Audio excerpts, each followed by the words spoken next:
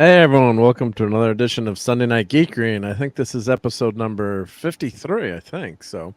But we got the ever awesome Clobbering Times, Maddie's daddy, and scary dad man walking. Hey, I didn't have time to change into a nice banana tonight. You didn't have time to change your clothes tonight before the stream. No. I came in flying low. And let's say hi to Polly's minion, who's on the road with Bupper. These are really early. These are earlier ones. I pushed the stream back tonight because it's our buddy Nick Weiser's birthday tonight. So I wanted to make sure that I was able to hang out with Nick Weiser for a bit. And of course, he's an awesome guy, and it's his birthday today. So he's an ancient 35 tonight.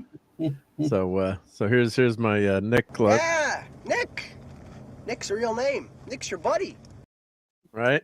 So Nick's our buddy. So happy birthday to Nick, and he's still streaming tonight probably. And of course we had J-Man was here, and he says I'll be asleep within starts, but have a good stream. Avon lives. Yeah. So Avon lives, bro. Howdy, J-Man. And Callie in your place, would you? Probably not. What about you? What about me? Why don't you go? You are expendable. And you're not? No, I'm not. I am not expendable. I'm not stupid, and I'm not going. So hail to J-Man. And I guess he was saying that he can't stream after 10 because he's going to wake up his better half, which is totally understandable. So, Wow. LT was here, and Masters Maniac Mexico. I guess we'll talk about how I was 12-0 in my college picks for the week to start off. Why not, right, Dad, man? We don't do a lot of sports ball here, and I'm not a massive college football fan, but maybe I should start. Now, this is only for entertainment purposes only, not for betting. But Yeah, no points or anything like that. Yeah,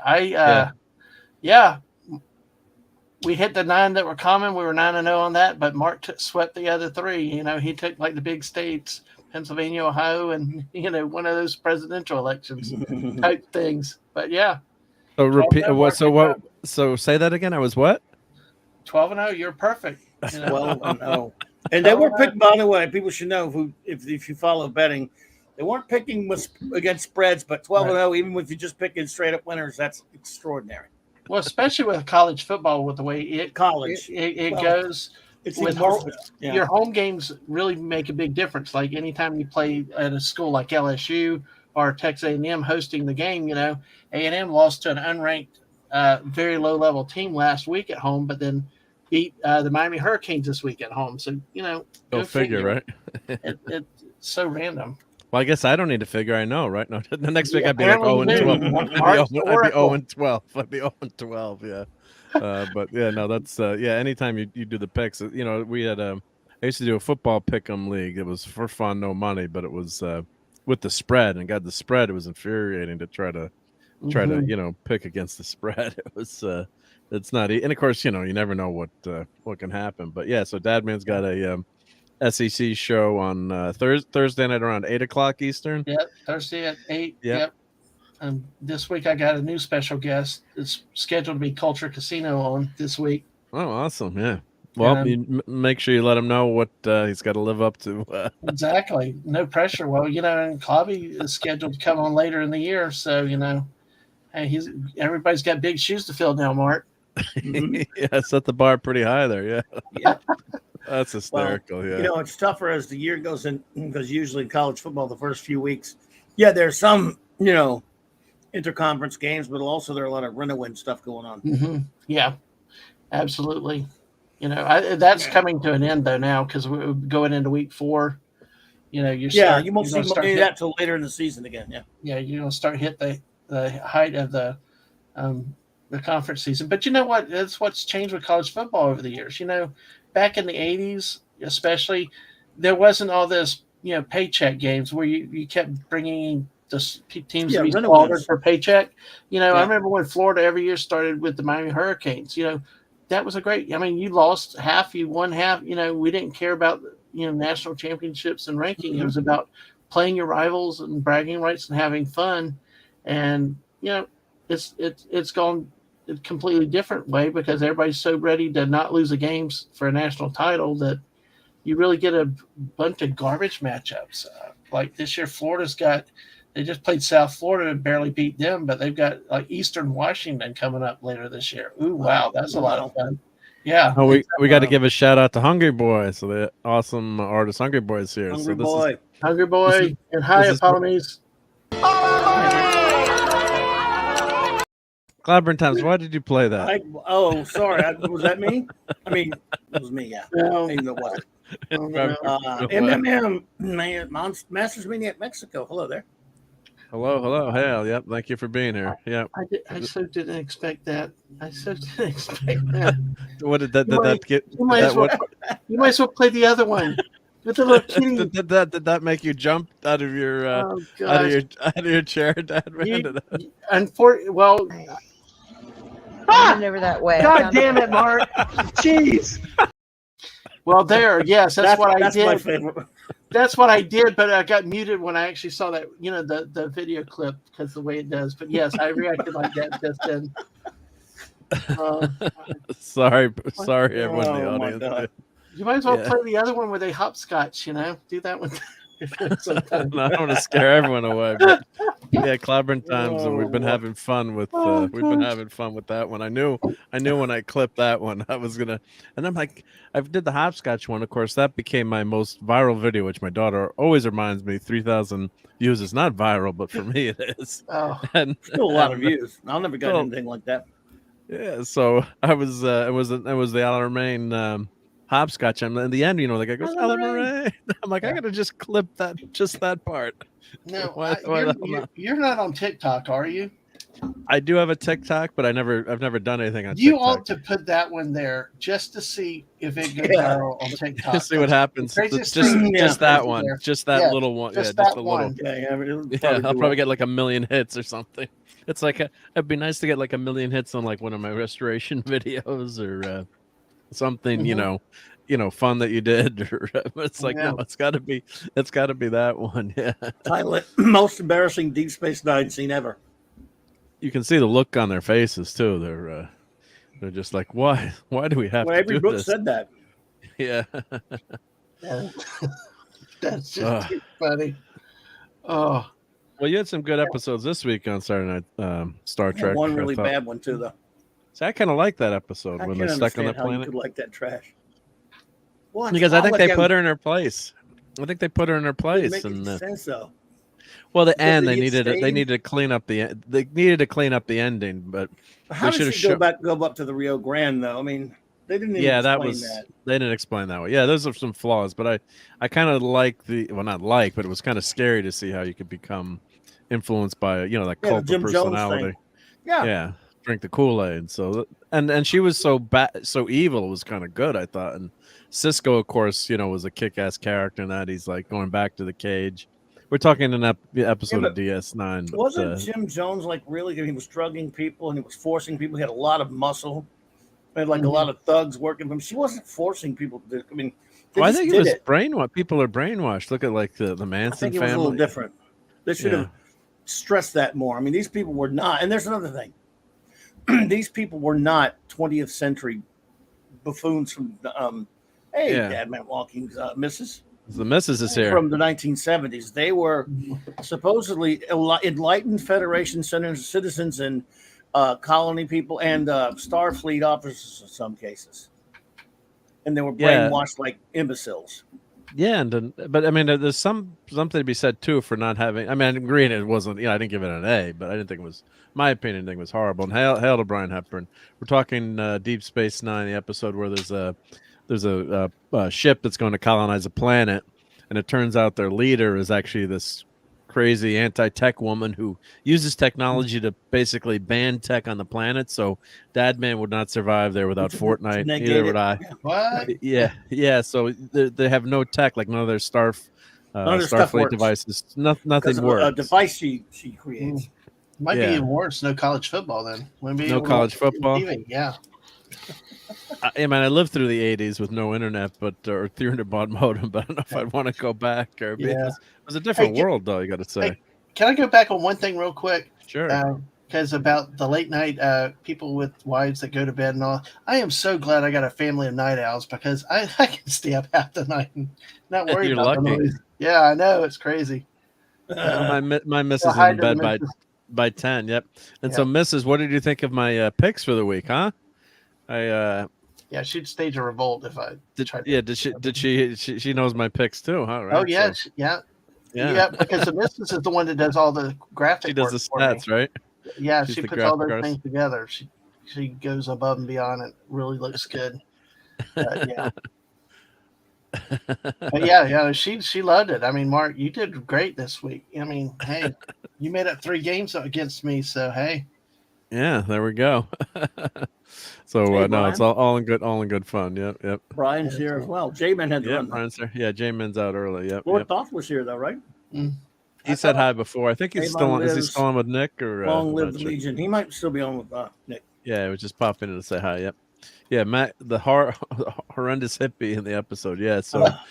But she was a good actress, I got to say too. I mean, that was you really didn't like her, and then I liked Avery Brooks. Has just got that voice, and he's in the end he's getting tortured in in a hot box. Basically, he's got sent to like solitary with no water, and instead of agreeing to what she said, almost like a Four Lights kind of moment, and he goes back to the box. Although Jean-Luc Picard admits in the end that he was actually.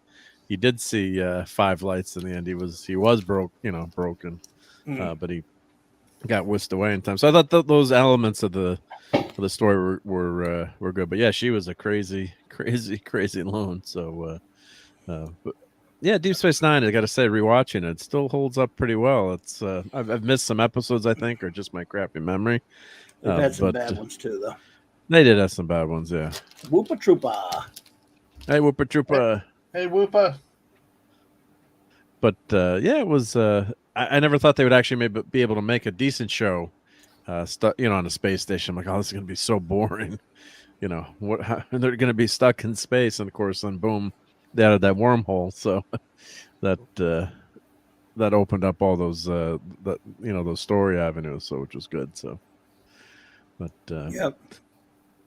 So I started watching Cobra Kai this week. Yay, love it. Did you finished Cobra Kai? I think, right? Yeah, you told me. It took me about less than like a day and a half.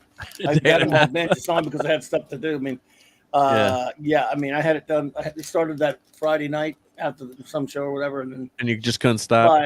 Before Sunday morning, I had it all done. I was craving more. Did you watch it again then, or? I might go back and watch it. Rewatch it again.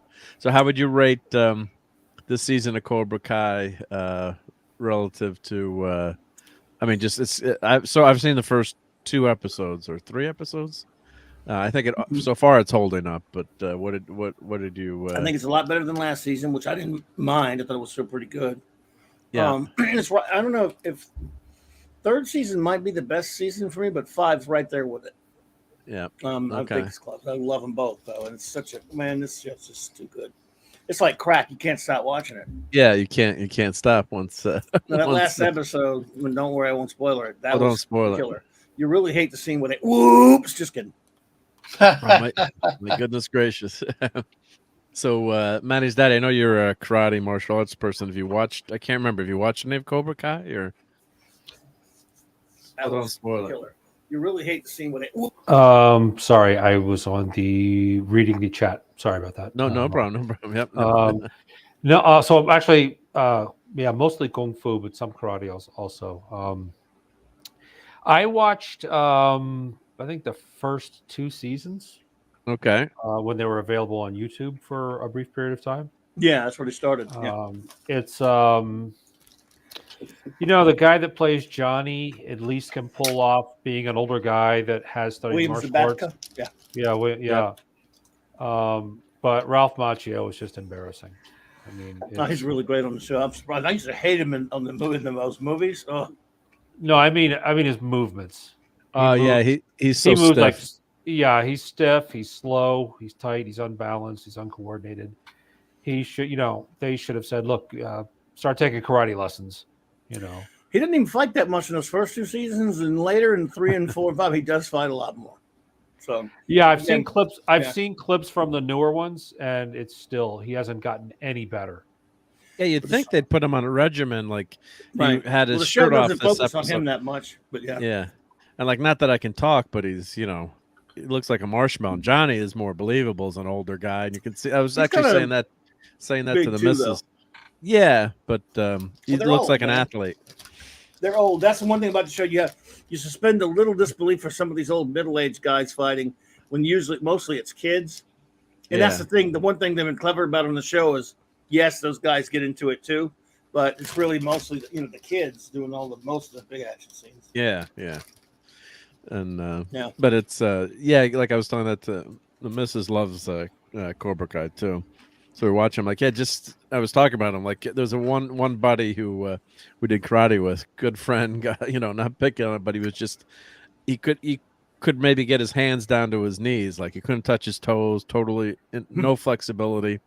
And me as a big guy, I could get when I was in shape, I get my palms down to my to the ground. I was very flexible.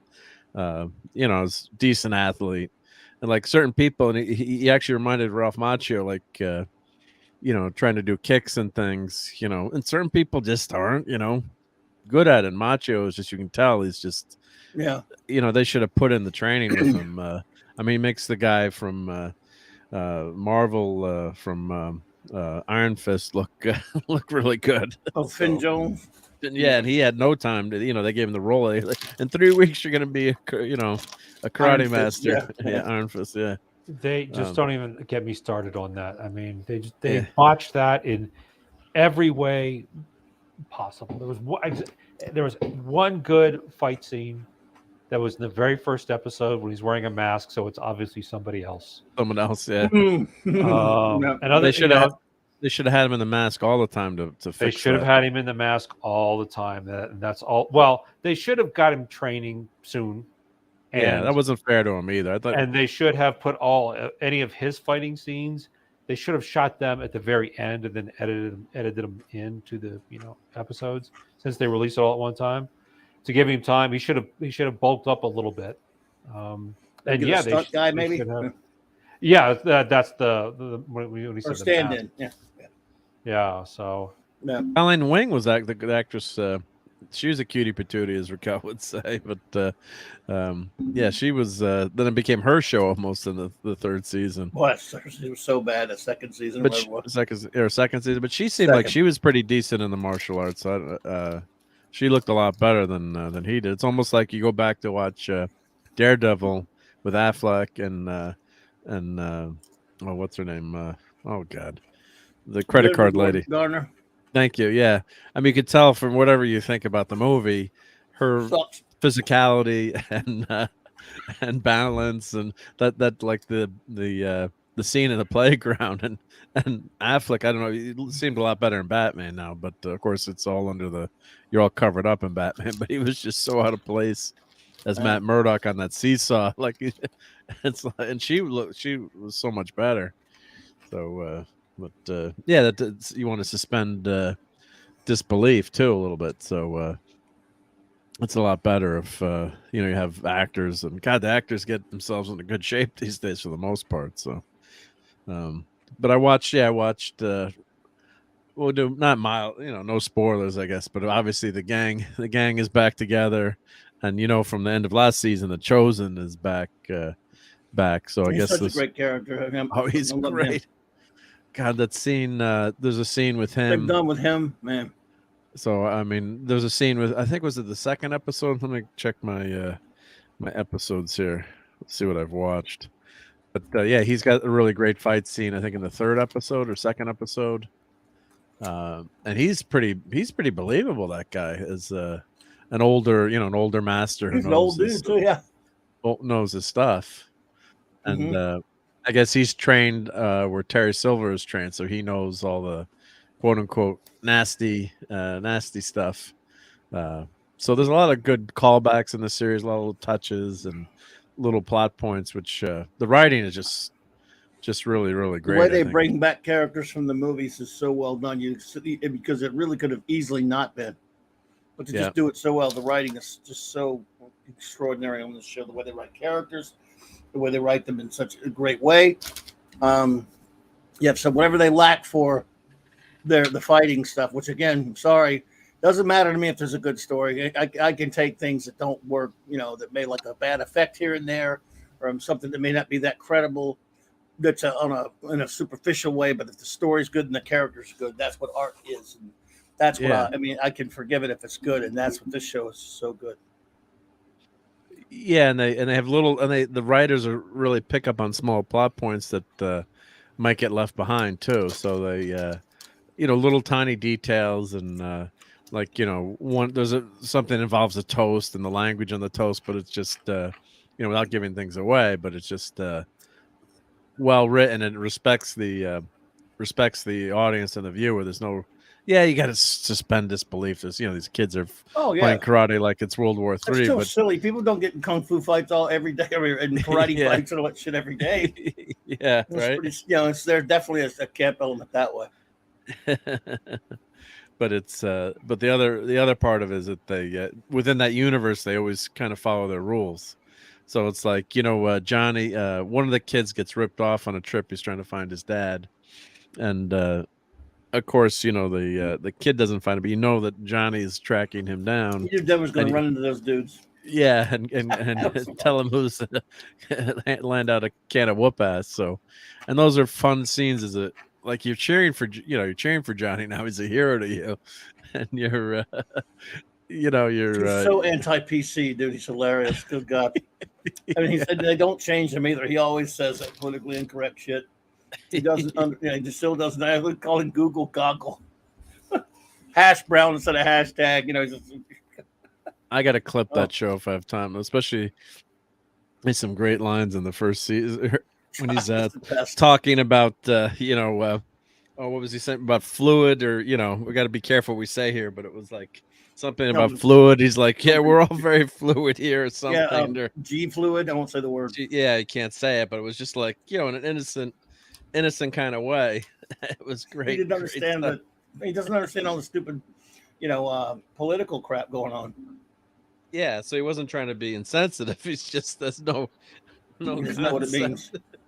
Yeah, so that was funny. It's like he was when he went on that was the second or third or fourth season episode where he was doing these he was all these Tinder dates and stuff, and that was hysterical. this one biatch he went. Well, she was real persnickety, like real prissy type of Was she a vegan or something? Or no, she was kind of just like a real big time SJW feminist type, and she said something like patriarchy.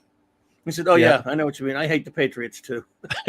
Yeah. I don't know what she's talking about. Yeah. And I'm like, I hate the Patriots too. Yeah. That's just great. That's just great writing. So that's just great. Yeah. So he's the I've best only character, watched. Probably still John. Even this season, I think they're still, all great though. He still has some more of those moments, right? Yeah. So I watched the first 2 episodes. So Robbie's gone to, I guess, in Mexico. Yeah. So we knew you knew that from last season. That's not a spoiler. So if you watched the last season, and so that's where there's some fights and like the guy's trying to he's telling him he's going to tow Johnny's car because it's parked illegally, and he's like, I'm not giving you any money. Like he's saying all these ridiculous things in English, like, just go away, leave me alone. And then in Spanish, he's like, just move your car so I don't have to tow you.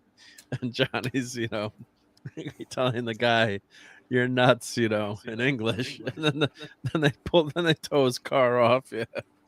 So, but the season has some, like I said, there are a couple of ridiculous scenes in some episodes that made me go, wow, guys, come on now. But not enough. I mean, it's still just, I love it. I love it. Yeah. And I don't get to love anything anymore. After they ruined the Orville for me, I thought pretty sure they were going to ruin this too. So, this has been I good. finally got something. Of course, only 10 episodes. And they're short episodes, some of them too, right? So some of them are like a half hour or 40 minutes or. Oh, right. I also got Beavis and Butthead. At least I got that. But other than those 2 things, yeah. Right. The Orville was ruined, so. Now, that's a show I need to get, even if just to get the Paramount just to watch so we can talk sometime, Clobby, Beavis and Butthead. Yeah, you got to see the movie that they did and then the episodes. I've heard the new season's actually pretty good. Oh, it's hilarious. Oh, God. He's not missed a beat. Mike Judge is fantastic. That's awesome. I'd definitely have to check up on that one. God, I love it, Clobby. I love it, Clobby. You do a good Beavis. You guys are settle down, Beavis. No, Beavis, you are stupid. Oh man, I could do a decent Principal McVicker, but Mr. McDicker. Oh, you that guy. My favorite is Professor Buzzcut. Oh yes, Coach. Beavis and Butthead. Yeah. Yeah. Oh God, there's that one episode where they're not allowed to laugh, and there was the certain education week, and he started. We will be talking about blah. Yep, I used to play that all the time. Talking about blah, and they're sitting there not allowed to laugh the whole time. I can't say it all here, probably, but no, I know. I used to play that clip all my show. I used to play that on your BTR show. Oh, Mark, yeah, Mark, it is a hilarious scene. That's from one of the shows, right? That's the one where the episode that he finally put his foot down. He said, if they laugh one slight laugh, because they're always laughing the whole time, that they're going to be sent to this school. You will be sent to this school, he named school, where you will have the crap kicked out of you every single day. Beavis, do I make myself understood? Beavis in Butthead.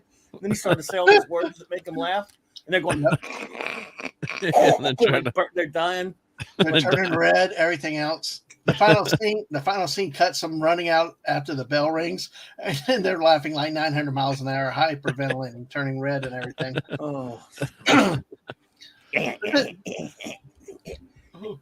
Large onion rings with no salt. Man, that's the good one. That's a good McDicker. I know. I don't know how I end up doing some of the weird, obscure characters, but hey. I am Antonio. Give me TP for my bunghole. Clobby, I did that. I used to do that with my kids around friends' houses. I just pull the shirt up and go do that. Oh God, everybody went running. Yeah. Do you have TP? TP from my and yeah, it's. Oh, yep. Hide your snacks. Hide your snacks. You're probably stupid, Beavis. How in the rain? We had a request. Oh no! Oh no! Alamo rain, count to 4. Alamo rain, then 3 more. Alamo rain, then 3 more. Alamo rain, if you can see. Alamo rain, you'll come with me. Alamo rain, you'll come with me. God, she does sound ticked off. She sounds ticked off. The look on her face. It's Grady. Like wow, you got to feel sorry for him. The story behind that too was, I guess they had a lot of things planned out, so they're stuck in a game. And I guess for budget cuts, they had all these fancy things planned out, and they had just had to cut it. So then they for this level in the maze, you're just gonna have to do hopscotch and sing Alamoraine. Oh my God! Problem was, you see, the stuff with Quark and Odo and all that stuff out on the outside was fine, but we keep cutting these scenes where they're inside this game or whatever. Yeah, which would be one thing, right? But they can't see any of what's happening to them. So I guess this guy, the alien, maybe he's seeing what they're doing because he keeps going in there. But the people playing the game, they just see like these little pieces on this game. So what is the point? I mean, there's no drama there. There's no drama there because no one could see what Cisco and the others are doing in the game. The story was asinine. It does not work. It only works if you can see what they're going through. Like it's a holodeck type thing, obviously, of some sort. It was really stupid. Yeah, until the very end. Then Quark, I guess, then he knows there's something wrong, and then the end. Still can't see it. So how was he supposed to know? And at the end, that dumb lame crap with the alien saying, "It's only a game." This is only a punch in the face. How about that? Yeah. Kaboom! And hail to Captain James T. Skywalker and Kal-El. How's it going, guys? Hope you're having a good Sunday night, and thank you for hanging with us. Yep. But and if you missed it, Kal-El, I was 12-0 this week on college picks. But just kidding. Exactly, Max Redstone. Death Watch is one of my favorite episodes of Lake 7, and that's exactly right. If everyone could experience can see what's happening to the Cisco and his crew is one thing, but no one can see it other than I guess that alien dude. Quark can't see it. Wodu can't see it. None of those other. They just see these figures on this board. This just makes no sense. And are they shrunken down to fit in the board? No, It's they're like not. They're just on that guy's ship or something. On the ship or something, or but they don't really explain that either. But where else could they be? They were transported. Yeah. Or was it in their head? Or was it in their head? Yeah. So here's Death Watch from Blake 7. Love it. One of my favorites. Serverland. Yeah. So if you haven't watched Blake 7's, you can Blake 7. And so it's named after Blake, but I can't say. But, spoiler warning.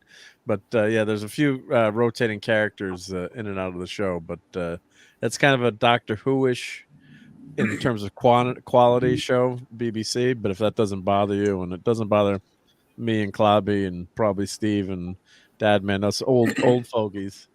But the stories are really great, and the characters are really well done, which is what matters, right? That's what's supposed to matter. I have that one ranked at number 17. It's a 6.5, and my out of 7.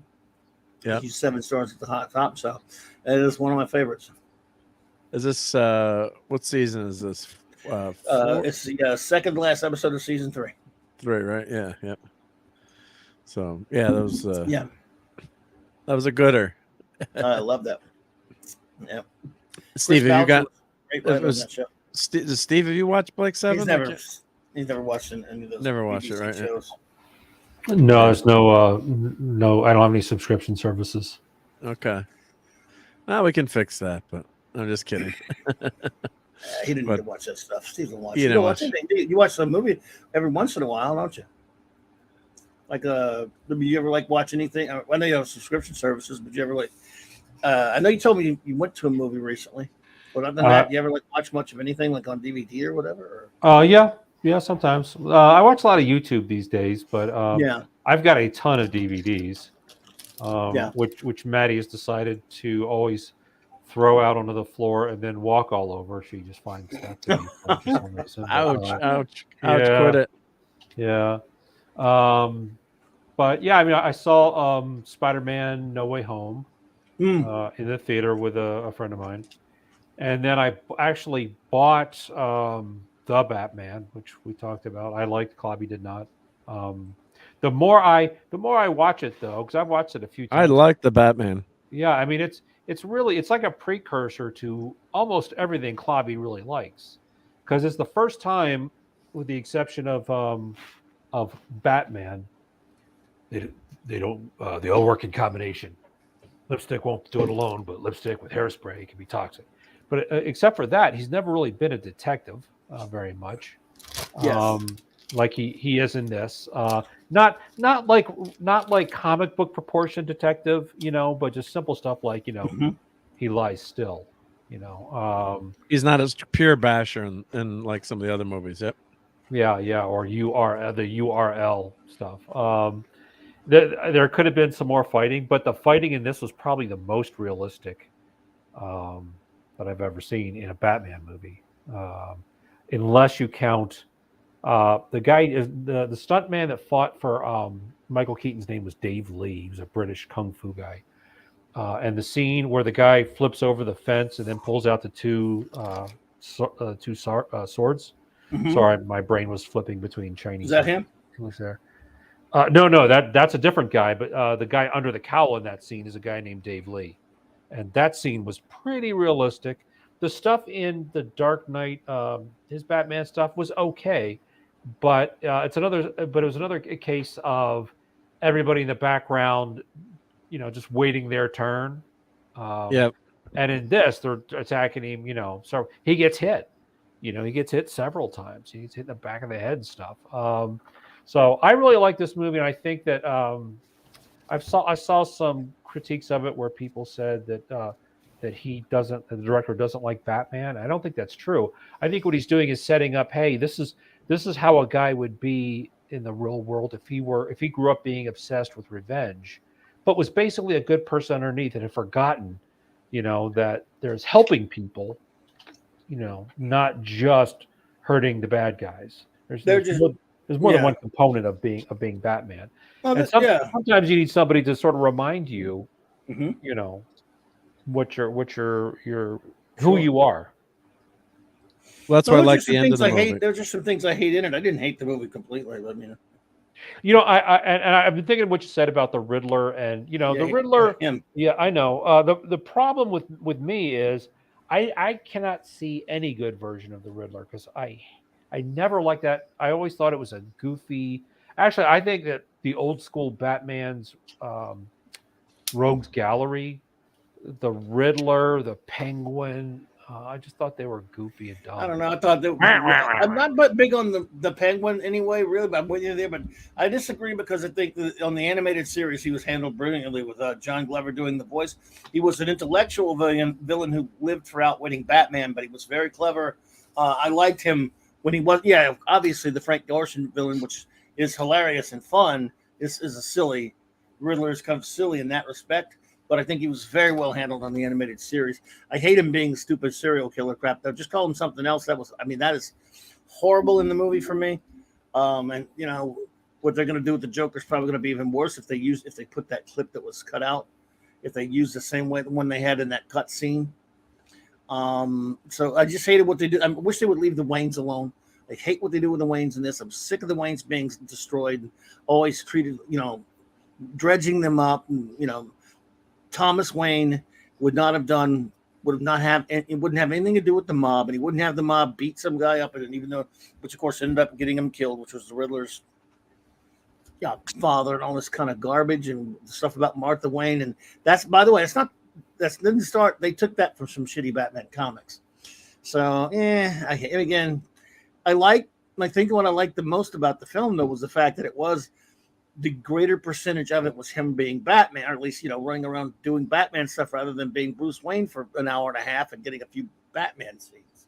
That's a really good point. Siskel and Ebert, and actually you all said the same thing, which is that in the original Batman movie, Siskel and Ebert, or Gene Siskel said, it's got that third act problem. It drags on too long, and they spend too much time focusing on the Joker.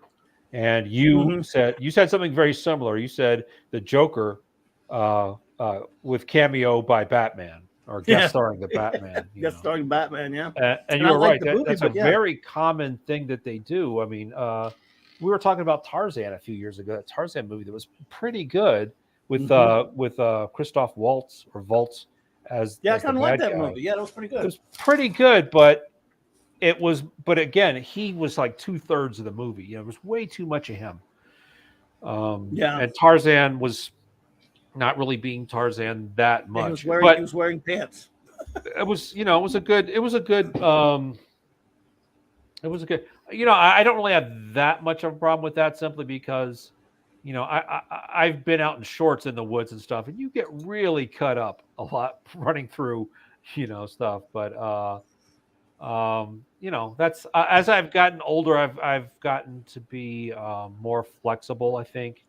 And I don't want to see things that are exactly like the stories wainscoting. Oh, that's clever, Max. That's very clever. See, look how big Keaton's shoulders are here. Come on, look how Max, this guy's. Let me answer Max since he did ask a question. Do you need a specific region B DVD player? I tried using the multi-region one I got. And it was no go for Blake 7. Blake 7's DVDs, they didn't make them for the States. You have to have a region free player, not Blu-ray because it's not on Blu-ray. A region free DVD player to play those. Or Max, you could actually, if you got the DVDs, you can actually buy computer programs or use a computer program to rip it so you could play it here. Yeah, and then either rip it to your computer or rip it to another DVD. Yeah. There's a bunch of programs and software. So if you can't hit me up on Twitter or something, I could find you one. If you can't find one, the Handbrake is one, but a lot of DVDs for your PC is probably easier. You can get it. But here's my Batman standee. So he's in the room with me, looking over me all the time. So, Keaton, I love Keaton's performance, but I'm like, look at the guy's shoulders, right? I mean, he's a twerp. Little guy, yeah. He's a twerp. The scene where he's in the bell tower and he lifts up the trap door You remember that scene? You could see how tiny. You can see how because they don't have rubber muscles over his arms. You know, it's like a string hanging. You know, loose string hanging from somebody's shirt. Yeah, but I remember he's that. tiny. Having said that, it was just funny because he got in shape for that movie where he played the crazed landlord. You know, just like Jack Nicholson lost all the weight to be in another movie, to be in A Few Good Men. But having said all of that, there were some things that I think were very, very good about that movie. The color, the lighting. As much as I do like the Batman, it's so dark most of the time that you can't see anything. Did I lose you guys? No, I love it. I love the score is fantastic. I think I saw it in a Dolby Digital theater, which has really great projection qualities. The blacks are blacker and the colors are, it's much, if you see it in a really good theater, I think that makes a difference. And the one thing, that opening scene people are making fun of when he walks down the hallway into the subway. And they're like, "Oh, no one knows he's Batman," or But what happened? It's Halloween, so they don't. Yeah, but what the whole point of that scene, and I fault the directors and the audio cut there.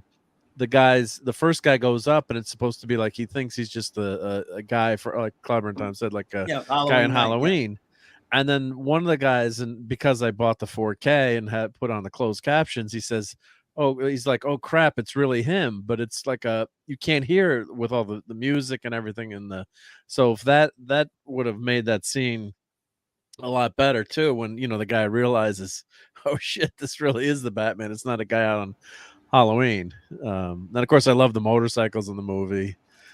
There's flaws in it, but I did like his performance, although he needs to bulk up a little bit more. You got to be more of that Bruce Lee cut physique, in my opinion. You don't have to be a massive dude, but you should be super athletic and be cut like hell, right? Because you're gonna get killed trying to do this stuff. To me this depends, because the more I've learned about martial arts over my 40 years in it, muscle only really helps if you massively outweigh the guy. You have to be 40, 50 pounds heavier than somebody to make up for a difference in speed. Somebody that does functional training, which a guy who's going to be Batman isn't going to worry about big muscles. He's going to worry about hitting hard and having staying power, stamina. So he would be doing a lot of functional stuff. He'd be doing more things like muscle ups, which for those of you who may not know is a chin up, but you keep going not till your chin is over the bar, but until your belt is over the bar. He'd be doing a lot of things like burpees and bag work and speed agility work. But he wouldn't be doing curls and bench presses because those don't help you in a fight. So while he could have bulked up a little bit more, he should have looked more athletic, I think. But if you look at him again, as the one scene where he's the camera's up at him, he's built kind of like Conor McGregor. He's built like some UFC fighter. Yeah, he could have used a few more pounds to make it a little more theatrical, I think.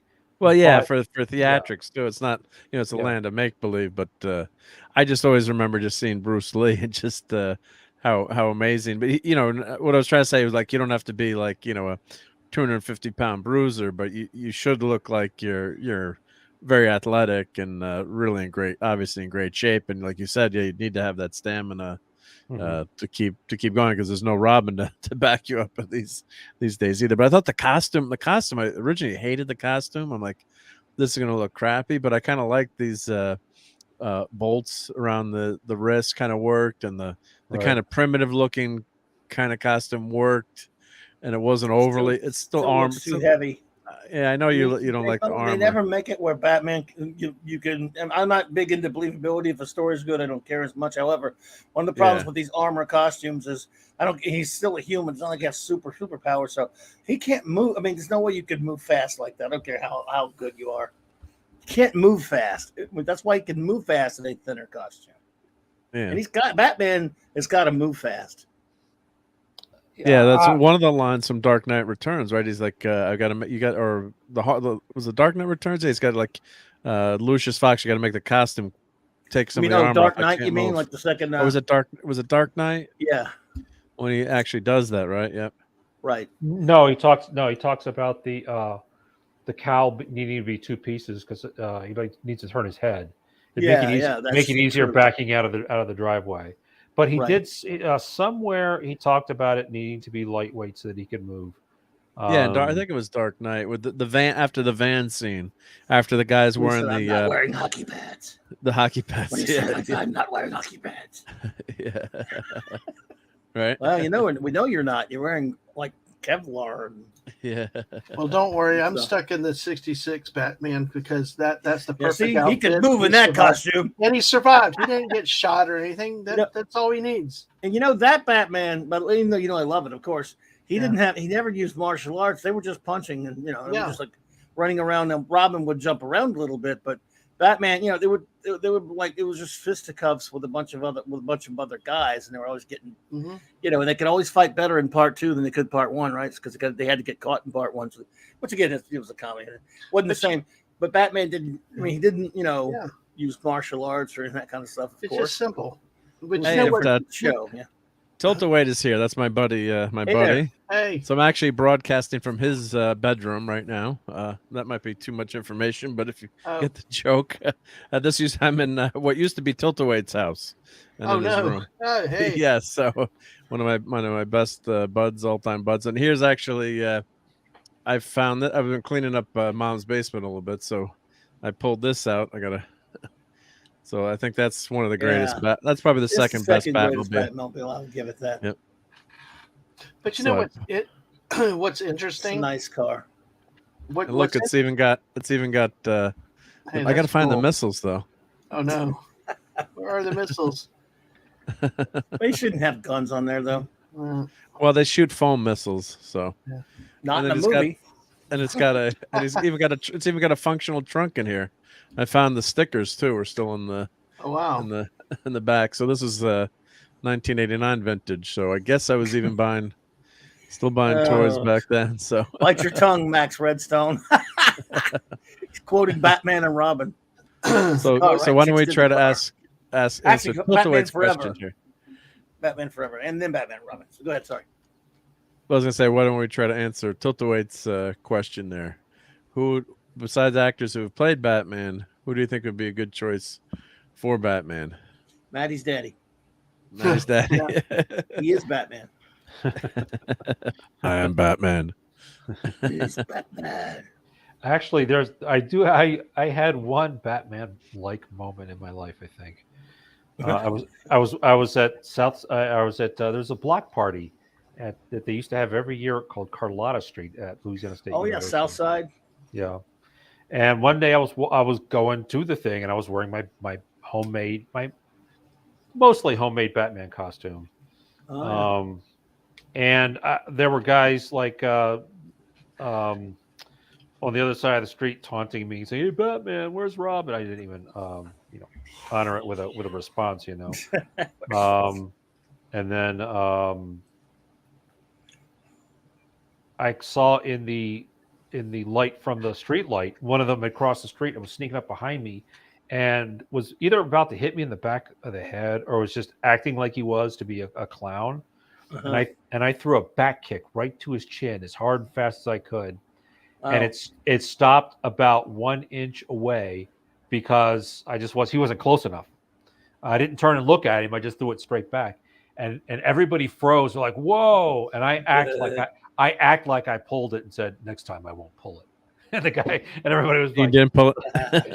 Yeah, I actually tried to take the guy out because I thought he was about to hit me because it looked like he had some sort of a club or a crowbar or something. Wow.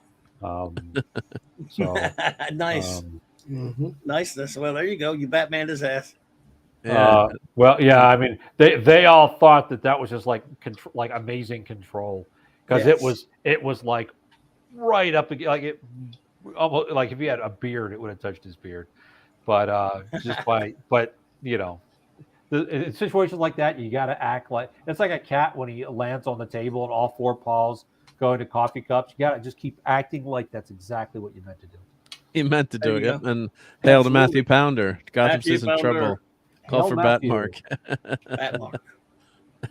So yes, sir. Nice. Oh, McFarlane Toys, a new '89 Batmobile with working headlights, etc., for under $100. Well, that'd be great too if it was under $100. Yeah. So the McFarlane Toys have been. They've got some good ones. Got some not so good ones. I know the superpowers. Who had asked about the superpowers before? That was Captain Skywalker. Yeah, I haven't gotten my superpowers figures yet. I'm gonna try to sneak them past the misses when I make a trip to Walmart. Anyway. Those are small, so but yeah, I definitely have to buy those on the Superman mobile. The Supermobile. Yeah, got to get that. That's gotta a good. have well, that. That is good. Mark. Going back to the question about who would play it, wouldn't it depend on what type of Batman that you're trying to have? Like, the actor would depend on if you want like the '66 type of. But they're not going to do goofy, that anymore. Oh yeah, or do you want the dark, or do you want a moderately dark Batman? I think that would go a long way to deciding who might be the appropriate Batman actor to be. That's a good way to look at it, but I think hopefully with Batman. the ending of the Batman movie where he realizes he's got to move into the light. And I agree with Clobberin times. I didn't like the Joker. Like my review when I came out of the theater, not the Joker, the Riddler. I said they should just made it another character and called it something else. Call him. It's basically the Jigsaw. Just do something. Because he's too creepy and too. You could have used those elements. I didn't think per se the character was a bad character, but it's not the Riddler. And then of course the Joker cutscene. God, I hope they don't go that route with the Joker. But I think leave that cut. Yeah, this is just it's too much, too over the top. Terrible. It was horrible. It was not funny, not scary. It was too grotesque. So, but I think. Who would I? I mean, I gotta say, Pattinson was good in this. He surprised me. So, but we'll see where the next movie goes. So hopefully we'll get more Batman, quote unquote, in the light, and not this Millerized version of dark, depressing Batman all the time. I mean, he's not supposed to be a stand-up comedian with Batmite running around either. But give us a little levity once in a while. I think they're setting not necessarily the levity. I don't think that's ever going to happen. Lighthearted, like James Bond. Not how would I describe it? Like I don't think Batman's the right, because especially since The Dark Knight Rises, the book, he's basically been about obsession and revenge, and I think what they're doing here, though, because I think they're doing some things right. They're doing some things, yeah. I mean, the Riddler. I did like the fact that they gave the Riddler an origin. That he wasn't just a guy who was trying to outsmart somebody for the sake of outsmarting him. The fact that he was an abandoned orphan, would give him motivation. I like the fact that he's basically a copycat of Batman, but without the fighting ability. And that it shocks Batman into realizing, oh, shit, excuse my language. But as far as levity, I never really cared for it very much. I mean, levity is probably a bad word, but just a few, like not always dark and depressing, like show.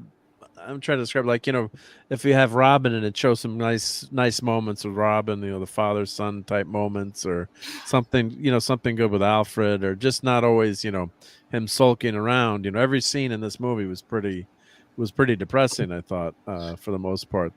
And it is a grim story too, but I'm trying to find the right words, but just something where the Batman used to go between that in the comics too. It wasn't always, doom and gloom before.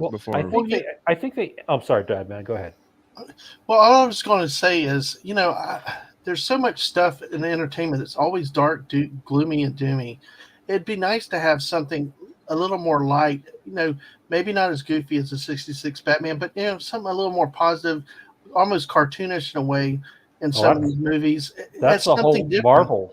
That's the whole Marvel universe. But not like Marvel. Marvel's gone too far with it. It becomes a big joke. Everything. That's the trap, is when you try to add too much comedy. And unless you're making a movie that is specifically a comedy and that going in. And I don't mean it as a comedy though, Steve. What I'm talking about is something lighter hearted, not as heavy and because it's like everything comes out so The heavy. spirit of the movie, you're saying. Because Batman. I'll tell you what, my youngest kid has never wanted to watch any of the Batman movies, but when I got her to sit down and watch the 66 Batman, loved it. We watched it for a while and stuff like. And I'm just thinking is maybe something different. We've been so dark, so heavy for so long. Just bringing it back a little bit to have fun with it to some degree. The bad guy doesn't always have to die. Maybe he gets away and for another day. I definitely agree with that. Yeah, because that's what I understand happened with Marvel. They kept killing off all the bad guys so early. It's where do you go? It's like the big thing with Mark. I try not to get too bad on it. Darth Maul, kill him off right at that. You can't bring. They come up with. Don't chop him in half and bring him back, right? Right. They come up with Don't something kill the you can't villain. believe. And that's kind of what made like the early Batman TV shows. These guys stayed around. They were there. They were not just ever just completely gone. But it's just a thought that I've had is because I don't like all this dark and heavy all the time. Especially with all the problems we've got, sometimes it's nicer to have something lighter, but not to the extent of Marvel. Because, like I said, Marvel's made it where you can't take anything seriously because everything's a joke. And I think Clobby's made that point many times before. Yeah. There has to be a balance, but something different than the dark. I would agree, but I would agree in a different way. And what I mean by that cryptic sentence is I'm okay with Batman. The tone being pretty dark, although he does need to have that yin as well, that goodness. But for me, the movie you just described should be, in my opinion, Superman. He's the guy that should be the beacon, like Ben Affleck unfortunately said the beacon. He should be the guy like Captain America. They try to make Superman dark and let a bus full of school children die, which I'm pretty sure counts as mass murder. Let his dad die for absolutely no reason. Killing the bad guy at the end. Superman should be the guy that we all would aspire to be. Batman would probably be more the guy we probably would be. If those situations happen to us, we'd probably be really angry. I mean, I want to beat up people for cutting me off in traffic. Not necessarily proud of it, but Superman and Captain America, those to me are the guys where it should have all the elements that you just described. The people that we want to look, like I've said on this channel, I think a few times, I like Captain America because he risks his life for people he doesn't know, and not because his parents were killed, not because his uncle was killed, not because his father, I'm referencing Daredevil here, was killed. It's a lot of people that only did the right things after somebody died. Captain America and Superman do the right thing just because it's the right thing to do. And we don't have enough of that either in our comics or in our real life enough these days. That's well said, Jim. And hail to Cato Simple. Dustin, thanks for stopping by. And check out Dustin's channel. Great stuff. And let me put his link in here. So if you're looking for keto diet and getting back on track, maybe I got to start doing more of that. I used to do that. So, but here's Dustin's channel there. Check it out. Steve, what you were talking about there was pretty interesting. And this sort of reminds me of, what would Bruce Wayne be like if his parents weren't killed? They did a great story in Detective Comics number 500, a story by Alan Brenner called, this was like in the early 80s when they got to number 500, called To Kill a Legend, where the Phantom Stranger sent Batman and Robin to a parallel Earth right before the Waynes were to be killed. And they, of course, stopped Joe Chill from killing them and killing the Waynes. Then we see them, they live in that alternate, reality. And, Bruce Wayne was, of course, a spoiled little rich brat that they saw before. They were seeing him before the attempted killing, and you had to wonder, all that good that is in Bruce Wayne without the anger, how would he have channeled it? But he gets to witness his parents being, and I'm spoiling it. Sorry, it's a 40-year-old plus story. 40-year-old comic book. Yeah, he gets to see his parents saved by these two, weird heroes from another dimension that no one knew who they are, Batman and Robin. And because earlier in the story, before they were killed, he was acting like a brat. He didn't care about anything. And when he saw that, we later see at the end when they leave, they take a look. He was inspired by what Batman did, and they show him working out at the end, like he's decided that inspired him to want to be like Batman, although his parents were going to be alive. I think that was kind of an interesting way of showing that Bruce Wayne still, is a genius. Of course, he's a genius, but also there was a lot of good in him. He just needed, at that young age to be directed in a certain way. So it makes you wonder, what would he go on to be, since he doesn't have the vengeance angle, but he still has the motivation because of the inspiration of Batman.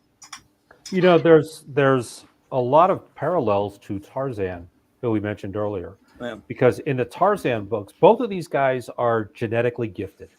Mark earlier was talking about, karate, I guess black belt who couldn't touch his toes.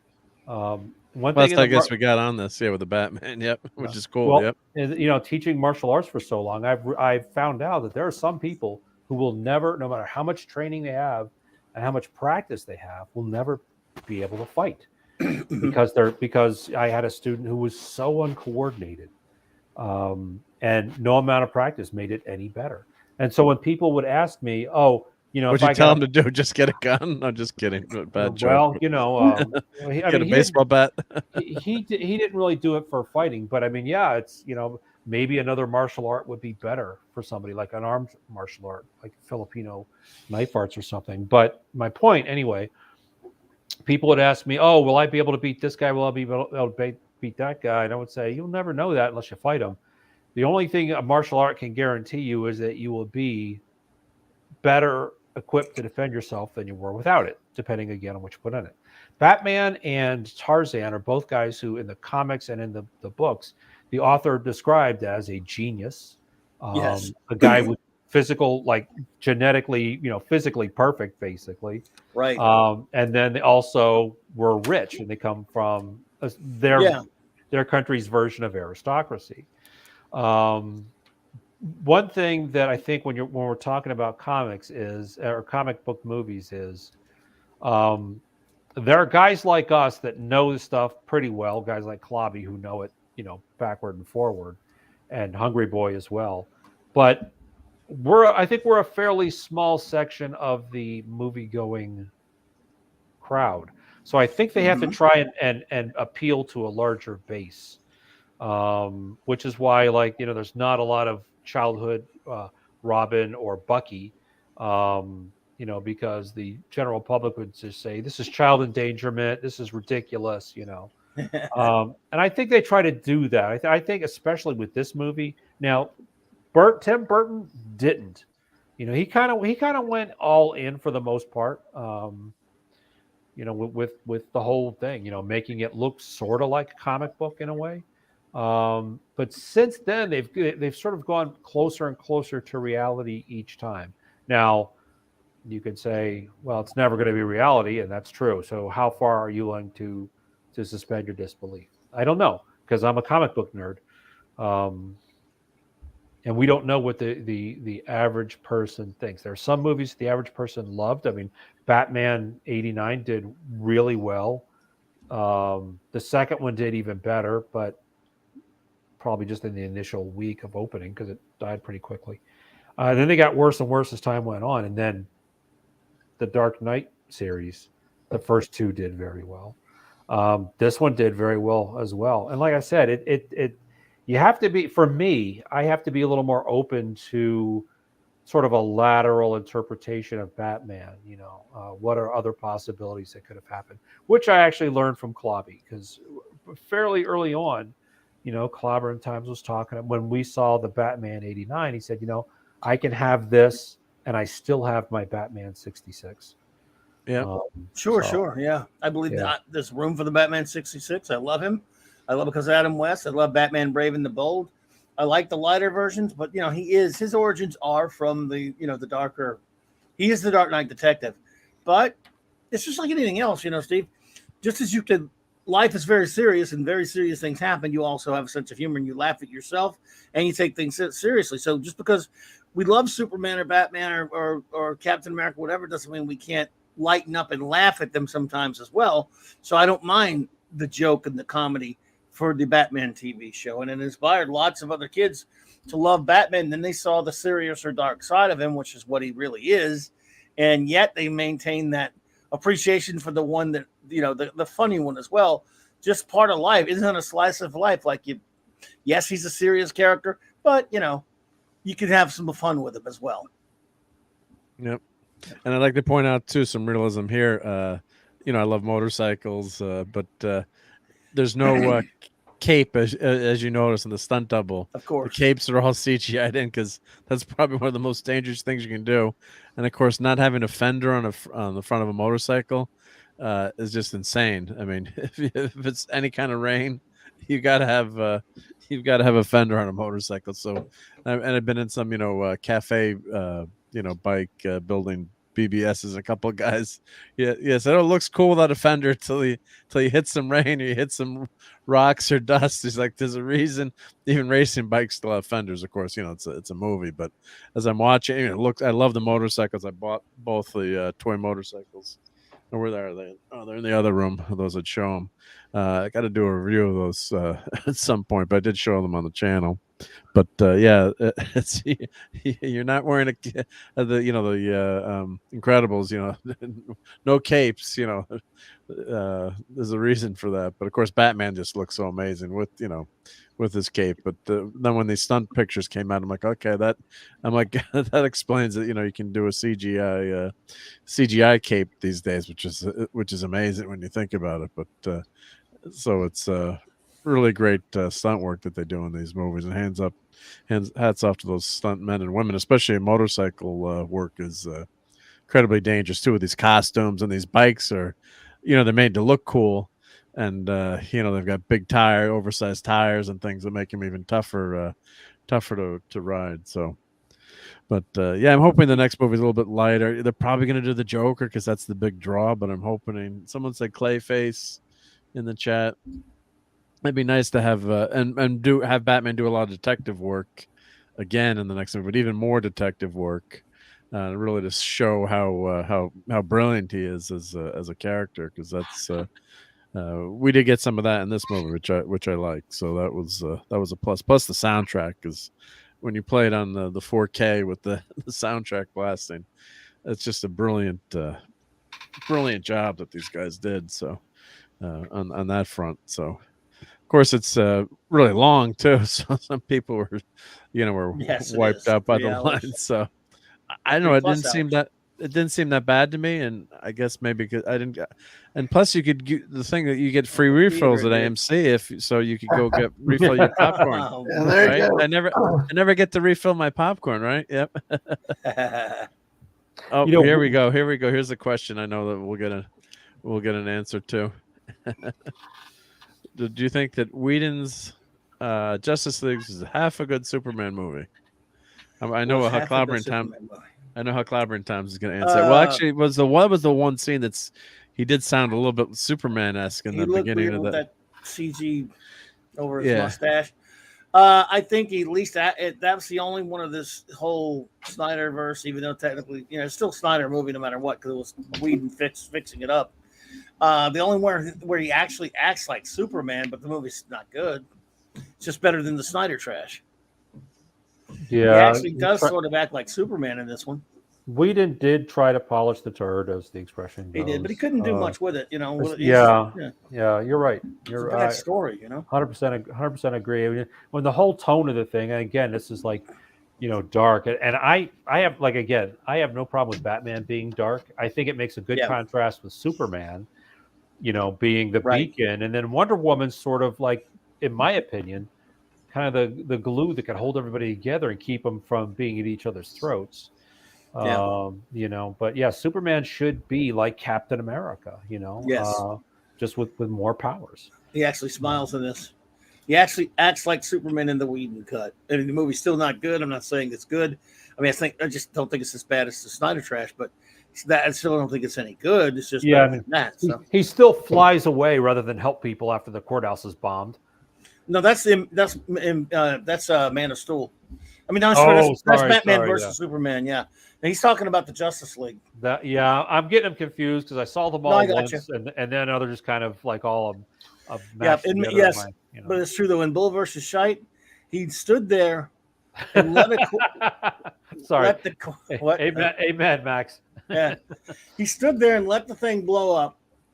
Right when he could have stopped it, and it's sort of I get this. I mean, at that point, I was just laughing. I'm going. He's like, "Oh boy, sucks to be you guys. I guess we're done here, right? How about we all go get some? Oh, I mean, how about I go get some lunch? I don't think you guys are going to be eating anything.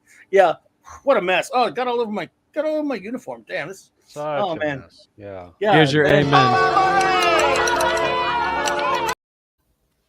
Oh God, Mark. Oh God. What was that from? It's Deep Space Nine episode. Yeah, go ahead. Just Deep Space Nine one episode. that we hated, and it was a kind of a ridiculous scene. I'm sorry, you guys talked over each other. I didn't get it. I'm sorry. Go ahead, Dan, man. Colby knows more. It was a Deep Space Nine episode, and it's only up by that little hopscotch gamey episode with the kid in it. Oh, I see. Okay. Yeah, really Mark loves playing it all the time. Your agonizer, please.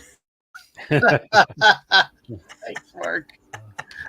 Yeah, it's one of the worst episodes. They're stuck in a video game world, quote unquote, or kind of like a Tron scenario.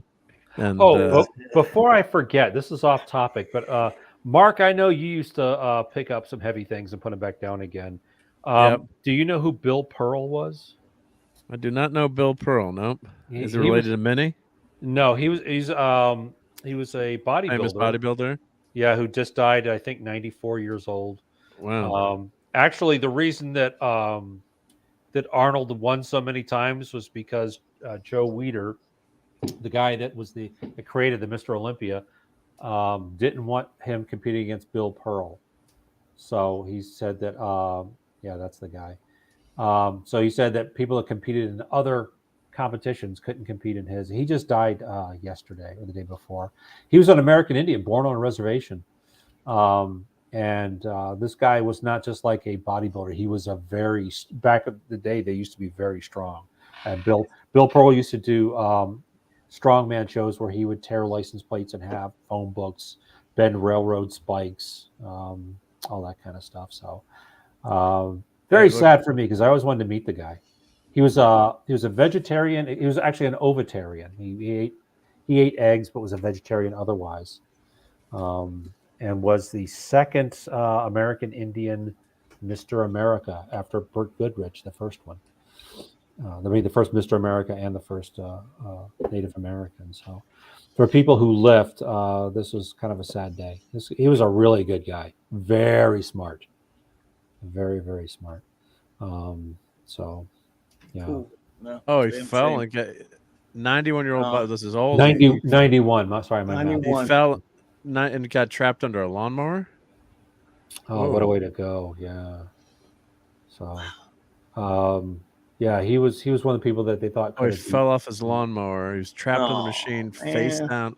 Oh my God, poor guy. That's a shame. That's as bad as Franco. You know Franco, right? Fractures. Franco. Franco Colombo. Oh, Franco Colombo. Arnold's best friend. He died a couple of years ago. He went back to Sardinia and was swimming in the ocean, had a heart attack. Oh man. Drowning is a horrible way to go. So at least Dave Draper, who you have all seen, at least Dave Draper died in his sleep. Dave Draper was a bodybuilder who got into TV and movies but stopped because they always had him play either an idiot or a bully. And he was neither. You may remember him, Clobby, from the Beverly Hillbillies. Remember the blonde Mr. Universe guy that Ellie was dating?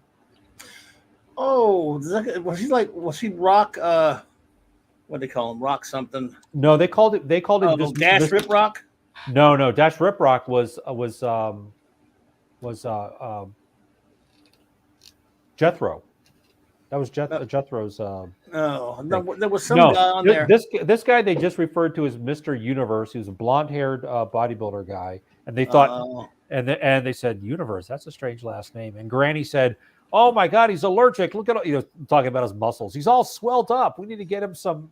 And then she started feeding him, the collard greens and the moose or whatever that food was. Is this a picture of him as 81 years old? I mean, look at that. I mean, that's unbelievable. Or 91.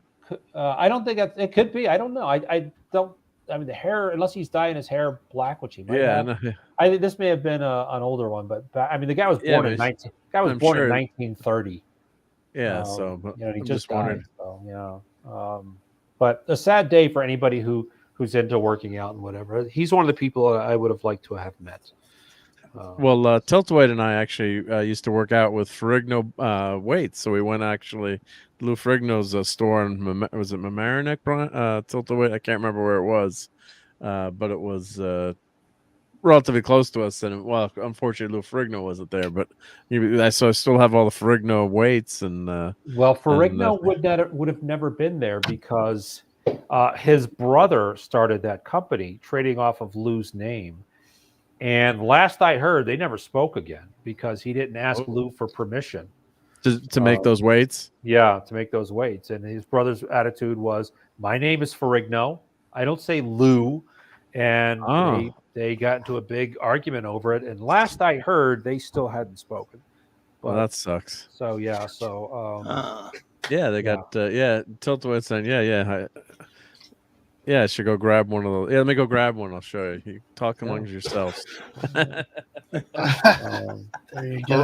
Ferrigno is a sad life story. I mean, the guy was deaf at 3 years old, and then after the Incredible Hulk, he thought he was going to be a movie star like Arnold, and he did a few things, but mostly with his voice dubbed over. I mean, guy's kind of a tragic hero. Tiltweight, I think they're talking about a new Spawn movie now. So, are they doing a new Spawn? He was asking if they think they could do a new Spawn. I think it's in talks anyway. I don't know how far it is along, but I think McFarlane wants to do another one. So, not a big Spawn guy myself personally, but Michael Jai White's pretty cool dude. He was in a lot of action movies later. The guy who played Spawn. He lost me when he said he could have beat Bruce Lee. Did he say that? Yeah, he did. There was a lot of backlash. He apologized about it later, right? Because it's like, but he did it under a lot of pressure because people were saying, it's easy for you to say the guy's been dead for 60 years. It's easy to talk now, big talk.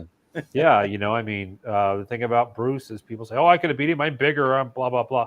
But the thing is, Bruce Lee was so fast; he could have hit you 3 times before you saw the first one coming. So.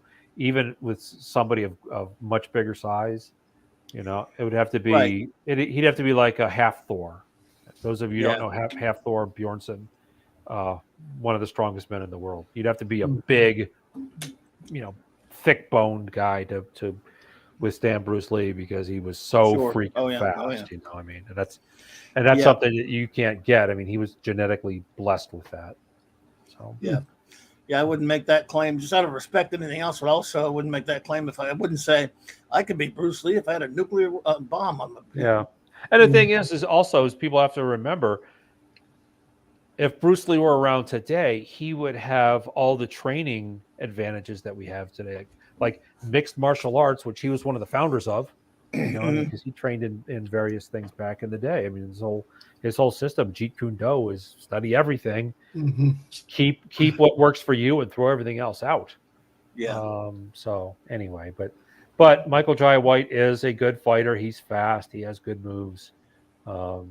He just kind of I don't like it when people talk about the dead and try to trade off of that. Right. Say, I'm better than this dead guy. So no point in talking shite like that. Yeah. So he shouldn't have. But I did, he's looking for his Ferrigno weights. I did meet Lou Ferrigno several times. I met him in high school when he was at the state fair. And, one of those things where you be the 10th caller with the phrase that pays and win lunch with Lou. And that guy was like a landmass. He was, I'm over 6 feet tall. He made me feel like a mosquito. I shook his hand. It was like shaking a catcher's mitt. Dude was humongous. That's quite big. Yeah. So, Well, but yeah. Yeah. I always liked him more than Arnold, because Arnold said in his book, and it could be hyperbole because Arnold was Arnold's biggest cheerleader, and he sort of admitted later on to being in pretty deep denial. But he always said that everything came easy to him, and that doesn't appeal to me because things never came easily to me. I'm more of a fan of the guy that was called Deaf Louie and made fun of, and in his book he said that the first girl he asked for a date was this pretty girl, and she said yes to his surprise. And then when he showed up at the appointed, his family was making a big deal out of it because back in the 50s and 60s, being deaf was people made fun of you. Any way that you were different, people made fun of you. But then he showed up. He showed up at the door. His family was all excited. His dad tied his tie for him, and his mother got a boutonniere or something. And he showed up and knocked on the door, and they said, "No, she went out." Which is a pretty shitty thing to do to somebody, especially a guy who's hearing impaired. So I just always related more to Lou because he didn't let those things get him down. He kept going. He was the youngest Mr. Universe ever. The other thing is when he did Pumping Iron, he was a shadow of his former self. He had retired from bodybuilding, but they needed somebody to be the villain in contrast to Arnold. And so they asked him to come retire then, Steve?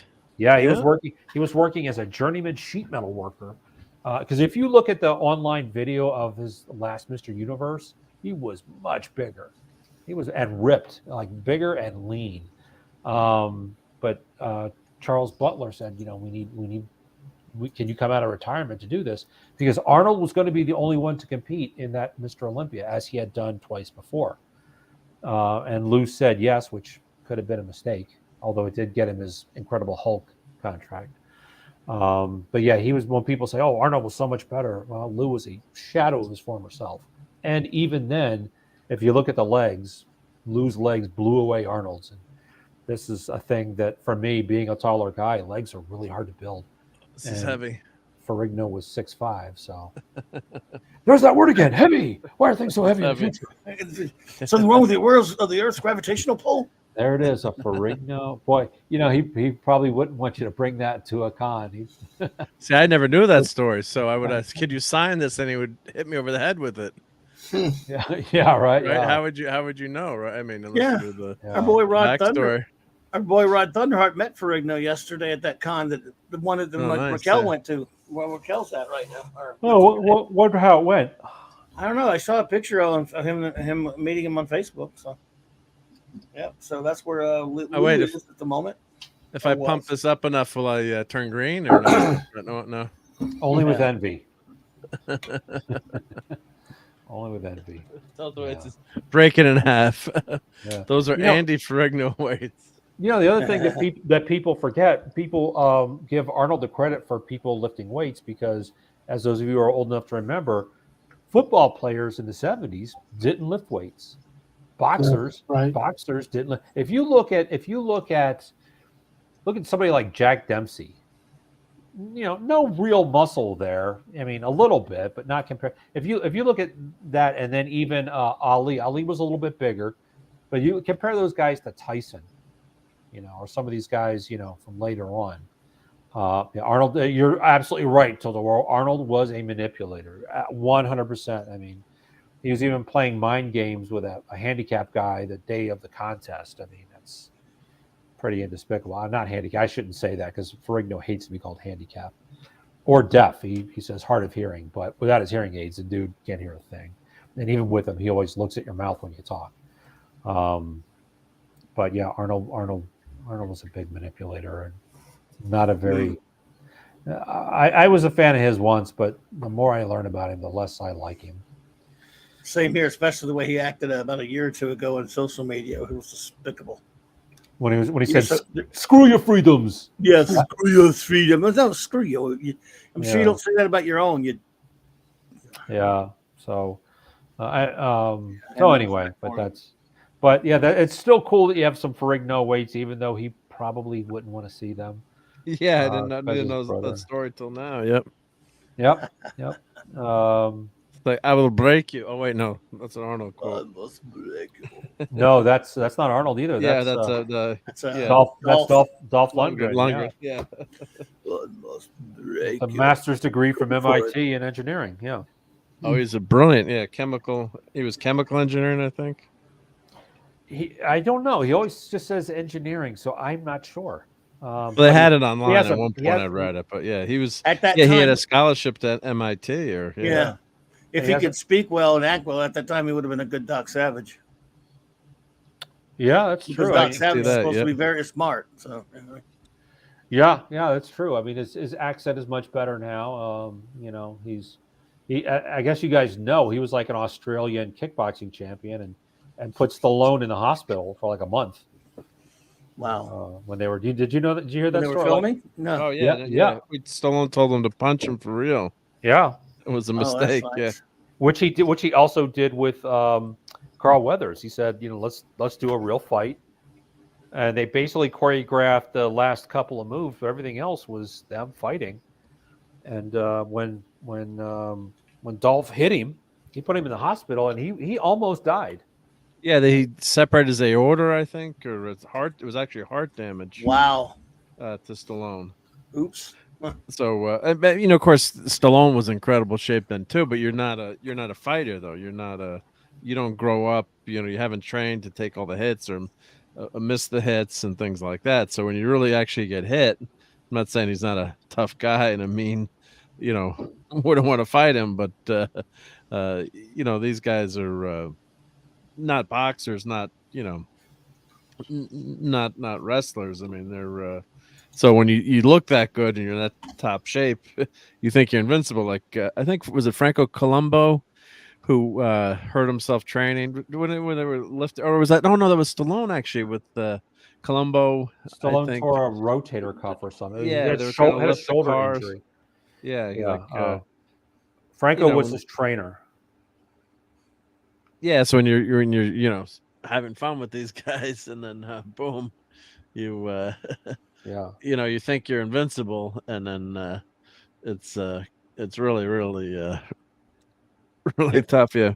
If anybody doesn't know, I don't know if Claudio knows this, but so the guy we're talking about, Franco Columbo, was Arnold Schwarzenegger's best friend for like 50 years. Yeah, I know the name. Mm-hmm. He was an Italian guy who was a boxer at first, and he felt his boxing career wasn't progressing fast enough, so he started lifting weights to keep himself busy. Became so strong that he put a guy in the hospital in Italy, and after that he felt so guilty that he quit boxing altogether because he was afraid of killing somebody. Then he met at a powerlifting competition / bodybuilding competition. He met Arnold. They became best friends. He was one of the strongest men in the world. Pound for pound, pound for pound, he was much stronger than Arnold. I must break you.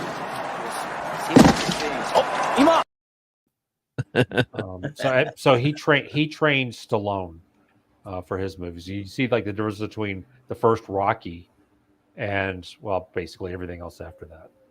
So all right, now I'm a pack rack, so I don't know why I still have this, but I have one of the receipts from Ferrigno Barbell. Oh, that's cool.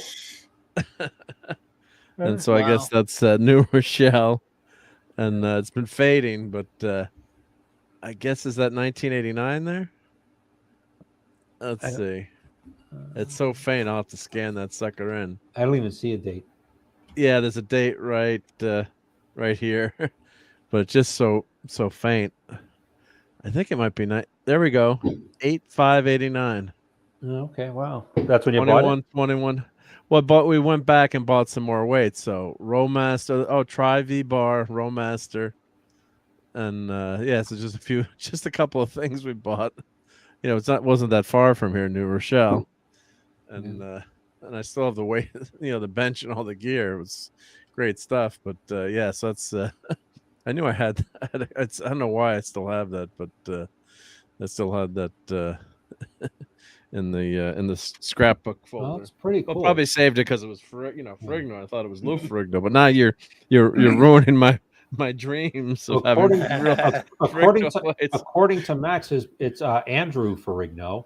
I didn't know the guy. I didn't know his brother's name. I just remember him. Yeah, great his brother.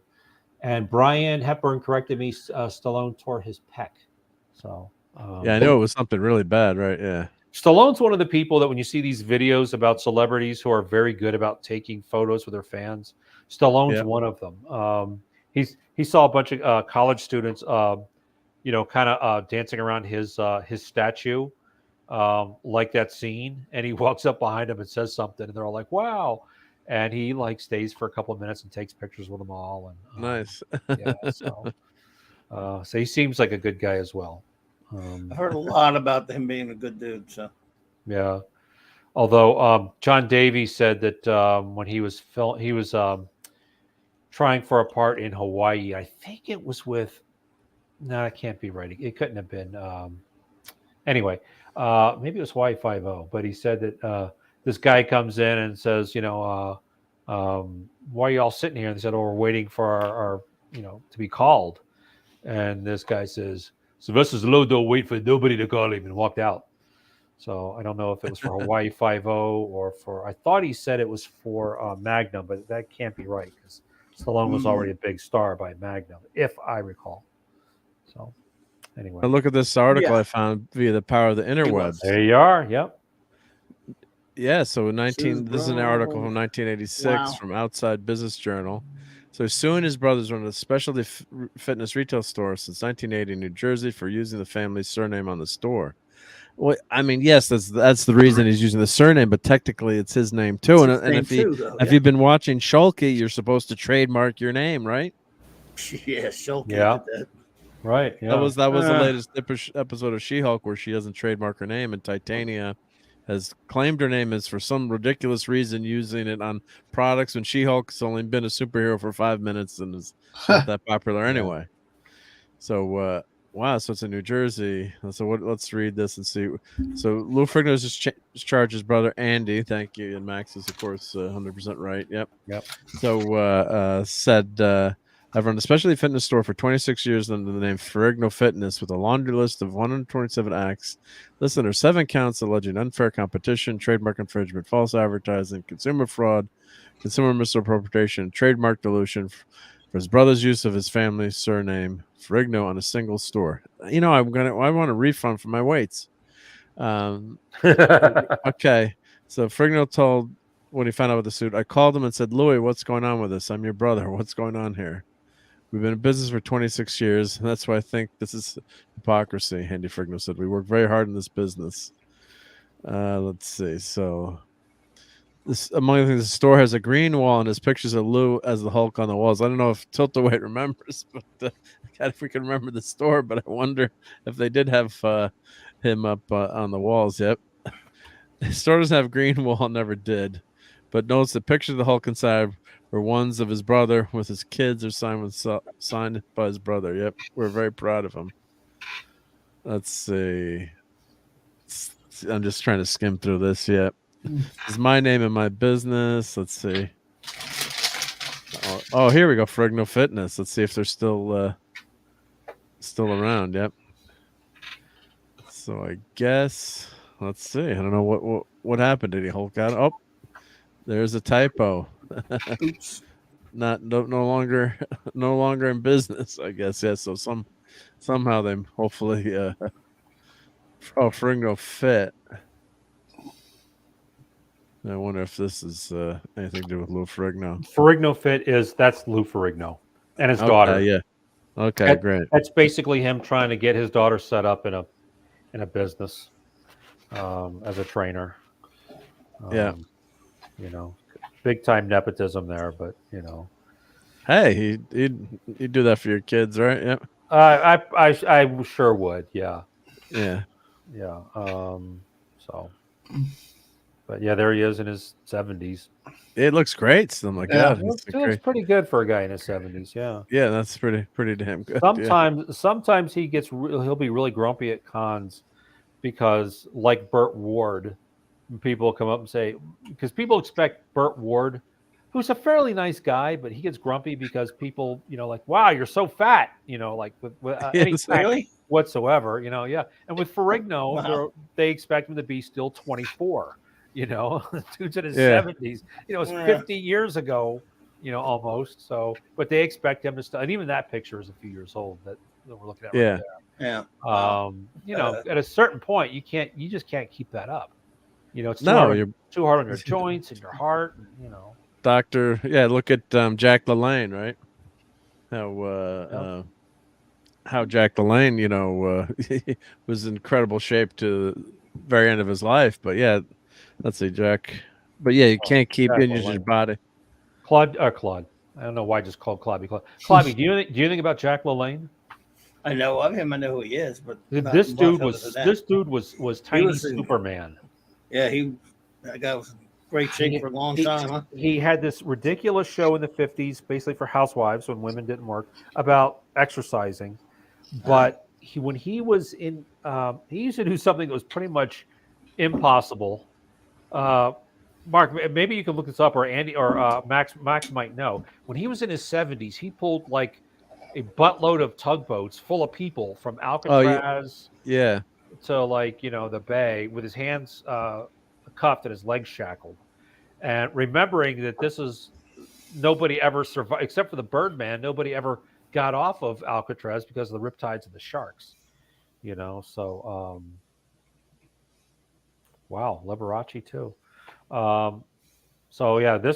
This guy was amazingly fit and very, very strong. Early, and he was early by people remember him as being an old man, but you can see when he was young, the dude was pretty ripped. That picture's got to be from the 30s or 40s. Yeah, but imagine that, especially it was much more unusual to be that big back then. I mean, it's unusual today, but not, especially back then too, to be that. Yeah. And especially for him, because he was born with all these diseases and stuff. He was very sickly. And then some guy came to his high school and talked about eating right and exercising, and then he just completely changed. But he was very, very weak and very, very sickly. The thing about where him I think exercising at home, right? Like doing something like that. Yeah. And you can see by that picture, he's probably in his 50s. Guy was definitely what they call an iron guru. How old was he when he passed? 96. Wow. Yeah, see the old style, but it's a funny thing because there have been a ton of bodybuilders that have died in the last couple of years. Yeah, Jack he was short, like I said. Yeah, tiny Hercules. There've been a lot of young bodybuilders dying lately, but nowadays they're taking growth hormone, they're taking insulin, they're taking steroids and all these other things. The old school bodybuilders, like I said, the other guy died at 90, I guess 91. I thought he was older than that. Jack LaLanne died in his 90s, his early 90s. The old school bodybuilders lived a long time, but they were about strength and health and fitness, not about getting puffed, as puffed as you can, no matter what it does to your health. So, they said, let's see. Schwarzenegger said that Jack LaLanne's an animal. After a 50-year-old LaLanne beat the then 20-year-old Schwarzenegger in an informal contest. I don't know what the contest is, but on the occasion of LaLanne's death, Schwarzenegger credited LaLanne for being an apostle of fitness by inspiring billions over the world to live healthier lives. Yep. So, so 5'6". So he had. Let's see the feet. Yeah, the feet. Yeah, this is. Let's see. They're not entirely accurate. Maybe, but see the 1974 Alcatraz Island swim to Fisher's Wharf. The website and objective report him, and still, I'm sure it's pretty impressive. Swam the length of the Golden Gate in San Francisco underwater with 140 pounds of air tanks and other equipment strapped to his body, a world record at age 40. Swam from Alcatraz Island to Fisherman's Wharf while handcuffed.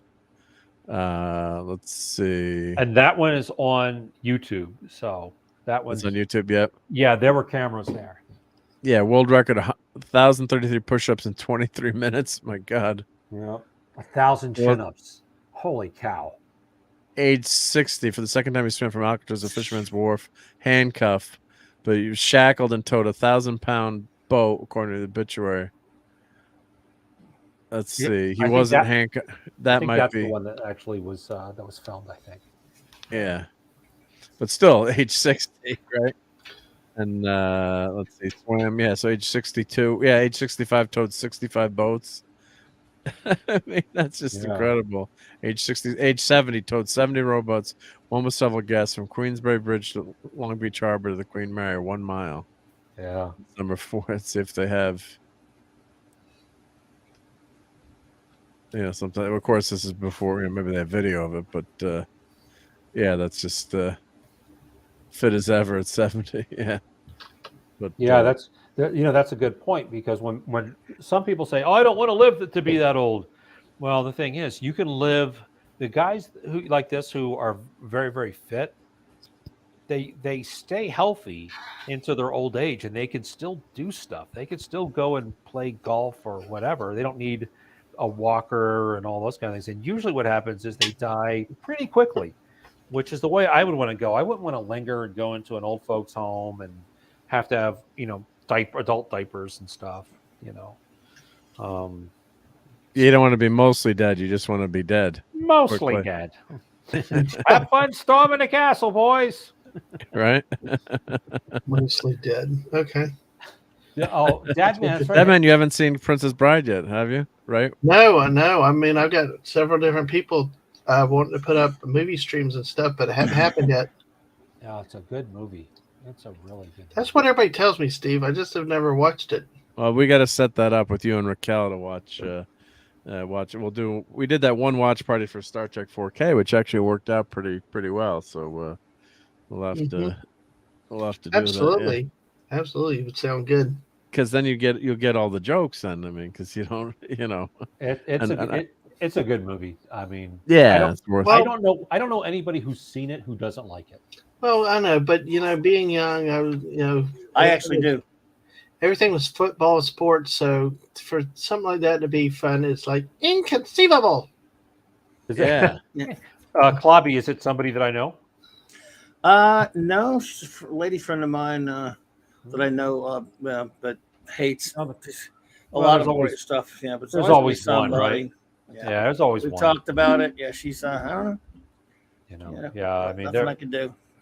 Yeah, there's no matter. Yeah, but Dadman, I would say great movie to see with your wife. Right. Good date movie. It's got everything. It's got romance. It's got true love. It's got captures, escapes, giants, sword fights.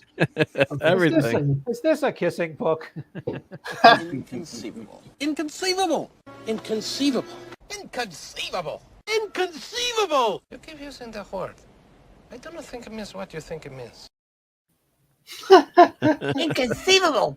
So we keep saying that, and Raquel has no concept of the context of that, and neither do you, Dadman. I mean, no, I don't. Actually, I don't. It's just like if I mentioned to you ROUSSs, what would you think those are? I mean, you don't even know. So you gotta learn what those are. Did somebody order some brides from Russia? Maybe. Rodents of unusual size. See, but you don't know the context. So I don't think they exist. Yeah, absolutely. Well, why don't we? I got some toys to show.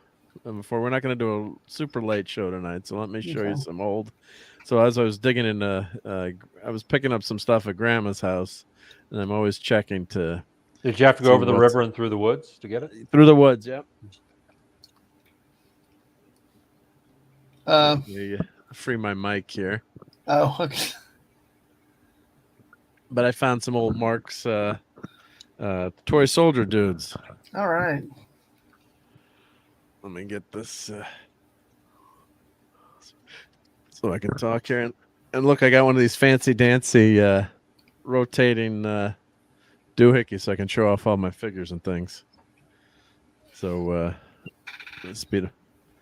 So I found these, cleaning up, looking through stuff, and Grandma's like, "Get some of this stuff out of the house," and it was just a bag of figures. But we used to play with these as kids all the time. Mm-hmm. and like you had all these army soldiers. So these are marked. I don't know if you can see the name. Maybe I'm bigging myself. Hold on.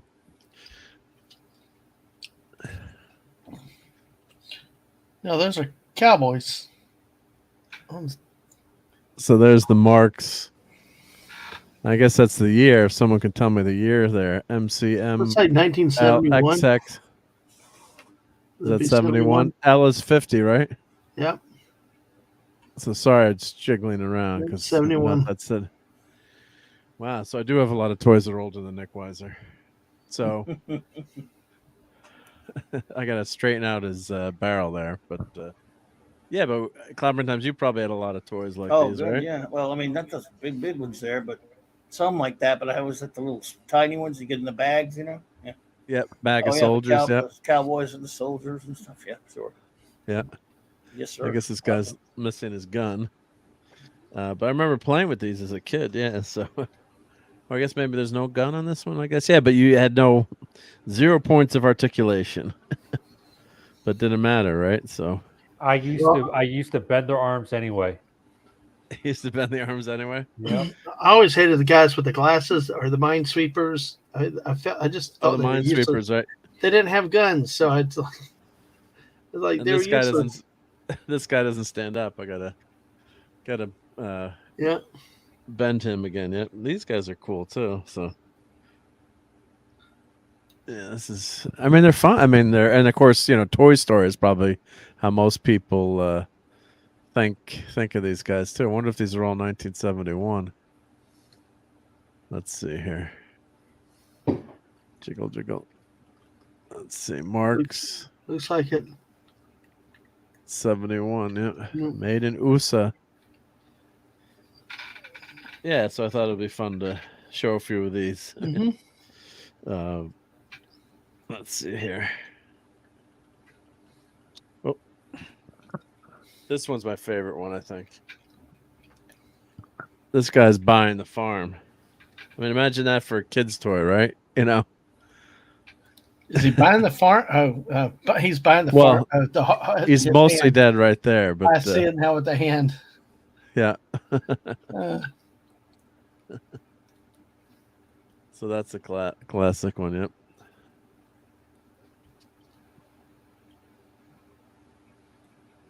That's an ugly looking dude there. Yeah, that one has the side of his face. Well, the molds didn't always work great, or No, they didn't. Yeah, he's. Or unless I don't know, he got chewed up over time, but some deformities.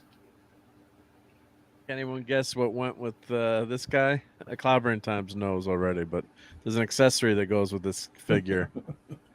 I don't know if that's fair, but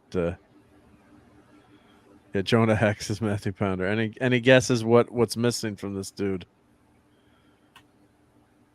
No idea. All right, so that's too vague. But parachute this is one of those parachute dudes. Yeah, okay, those parachute guys. I love those. Yeah, yeah. So, those were the ones that were you throw it and get stuck in the gutter. But the parachute was like pre-attached, right? Yeah, so it was attached to the back with strings. So then I guess they've, the parachute's long gone here. But yeah, the Max says it looks like Denny Trejo. Yeah. Yeah. I'll have to ask when Paulie has him out. Can I show? It's like Jonah Hex, maybe. Yeah, Jonah Hex too. Max said, "Yep." So, yeah. Who needs to buy the whole farm, right? Yeah. And who's this? Is this let's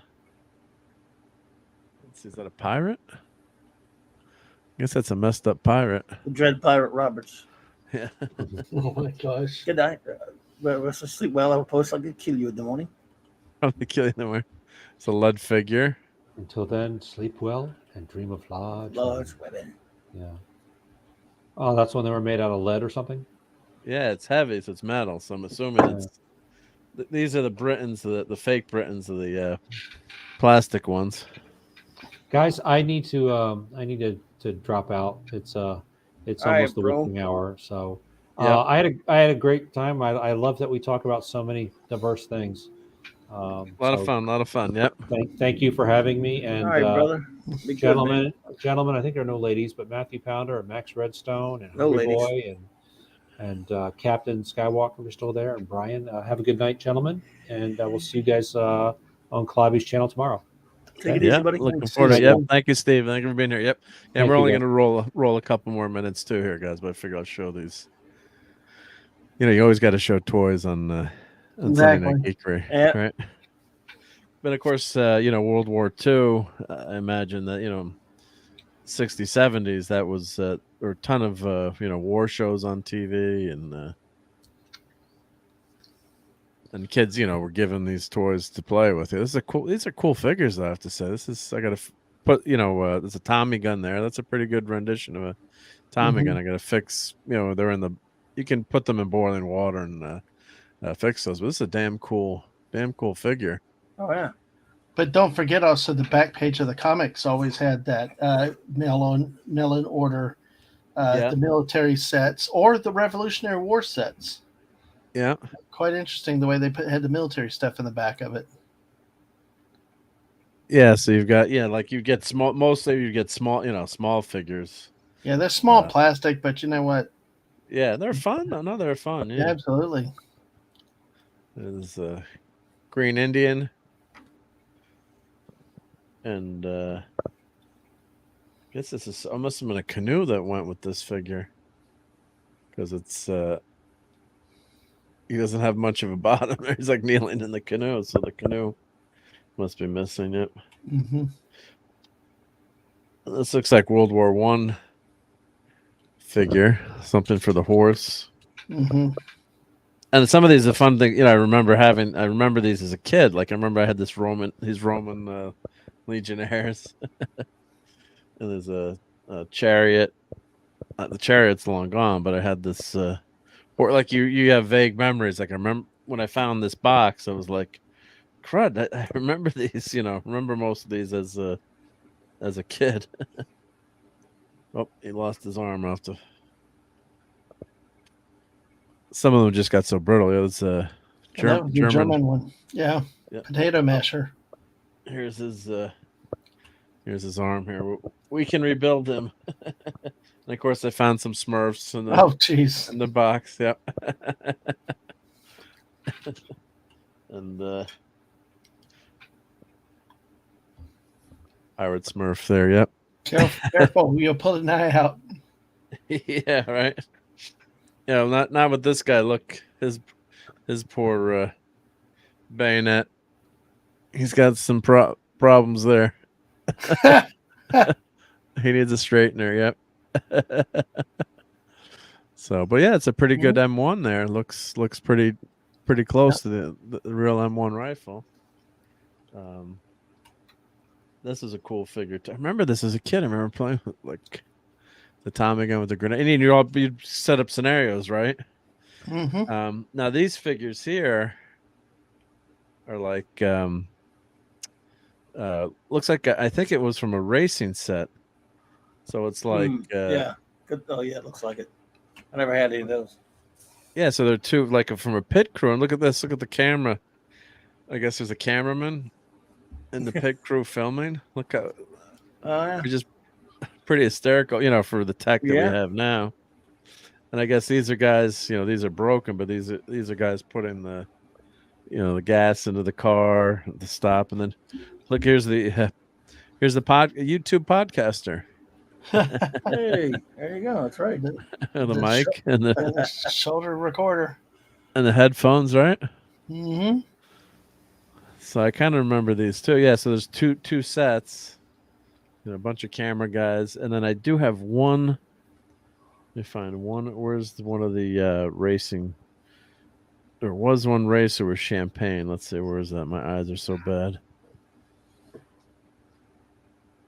This guy? What does this guy look like? What the heck is he doing? I don't know. It looks so scary. Is he selling papers or something? Maybe he's selling something. He's a vendor of some kind. Or where's the race car? Oh, here's the race car driver. There must have been a car that went with this set too. I'm a plastic race car. But he's having a Coke and a smile. Yep. Drinking milk. Yep. So that's the race car driver with the set. So yeah. Here's the jokey Smurf. This is a scary Smurf here. This guy. Oh, he's gonna be the next Batman Joker movie. Smurf. It can be a killer clown from outer space. Yeah. Yes. He looks like one. Killer Smurf from outer space anyway. Here, Dad, man. Here's the one you didn't like these guys, right? You didn't like the metal detector dudes. No, exactly. What's the point of them? He's making the battlefield safe for his comrades. When you're a kid, it's like, what? You don't understand everything with it. You're like, yeah. He doesn't have a gun. He's useless. It's like the guys with the binoculars. Yeah. And of course, I found my Gumby. Gumby. I'm gonna play that Gumby, damn it. I got that one clipped, yep. But yeah, no, it was fun to. I have to put these in a box, and they're just. I remember playing. The big ones were cool too. I'm like, oh, I had those. Yeah, the Marvel had a set of big figures too. The Spider-Man, Hulk, Iron Man, and Captain America, which I have. But yeah, they were really really fun. And you just use your imagination, and you'd go to town and come up with all kinds of scenarios, right? And you'd play with the figures. So they were a lot of fun, but not the same quality as we have today, though. That's for sure. So, but here we go. I'm Gumby, damn it! There you go. That's a classic. Back when SNL was the best, right? God, that was some good stuff. God, they used to be good. Long time ago. A galaxy far, far away. Yes, exactly. You beat me to it. Pappy Gargamel, yeah. Killer Clowns, yes. One of my favorite of all time. Oh yeah, movies. Great movie. The great theme song. Yeah, that's what we could do. We could do a movie. That's a messed up movie there. Oh yeah.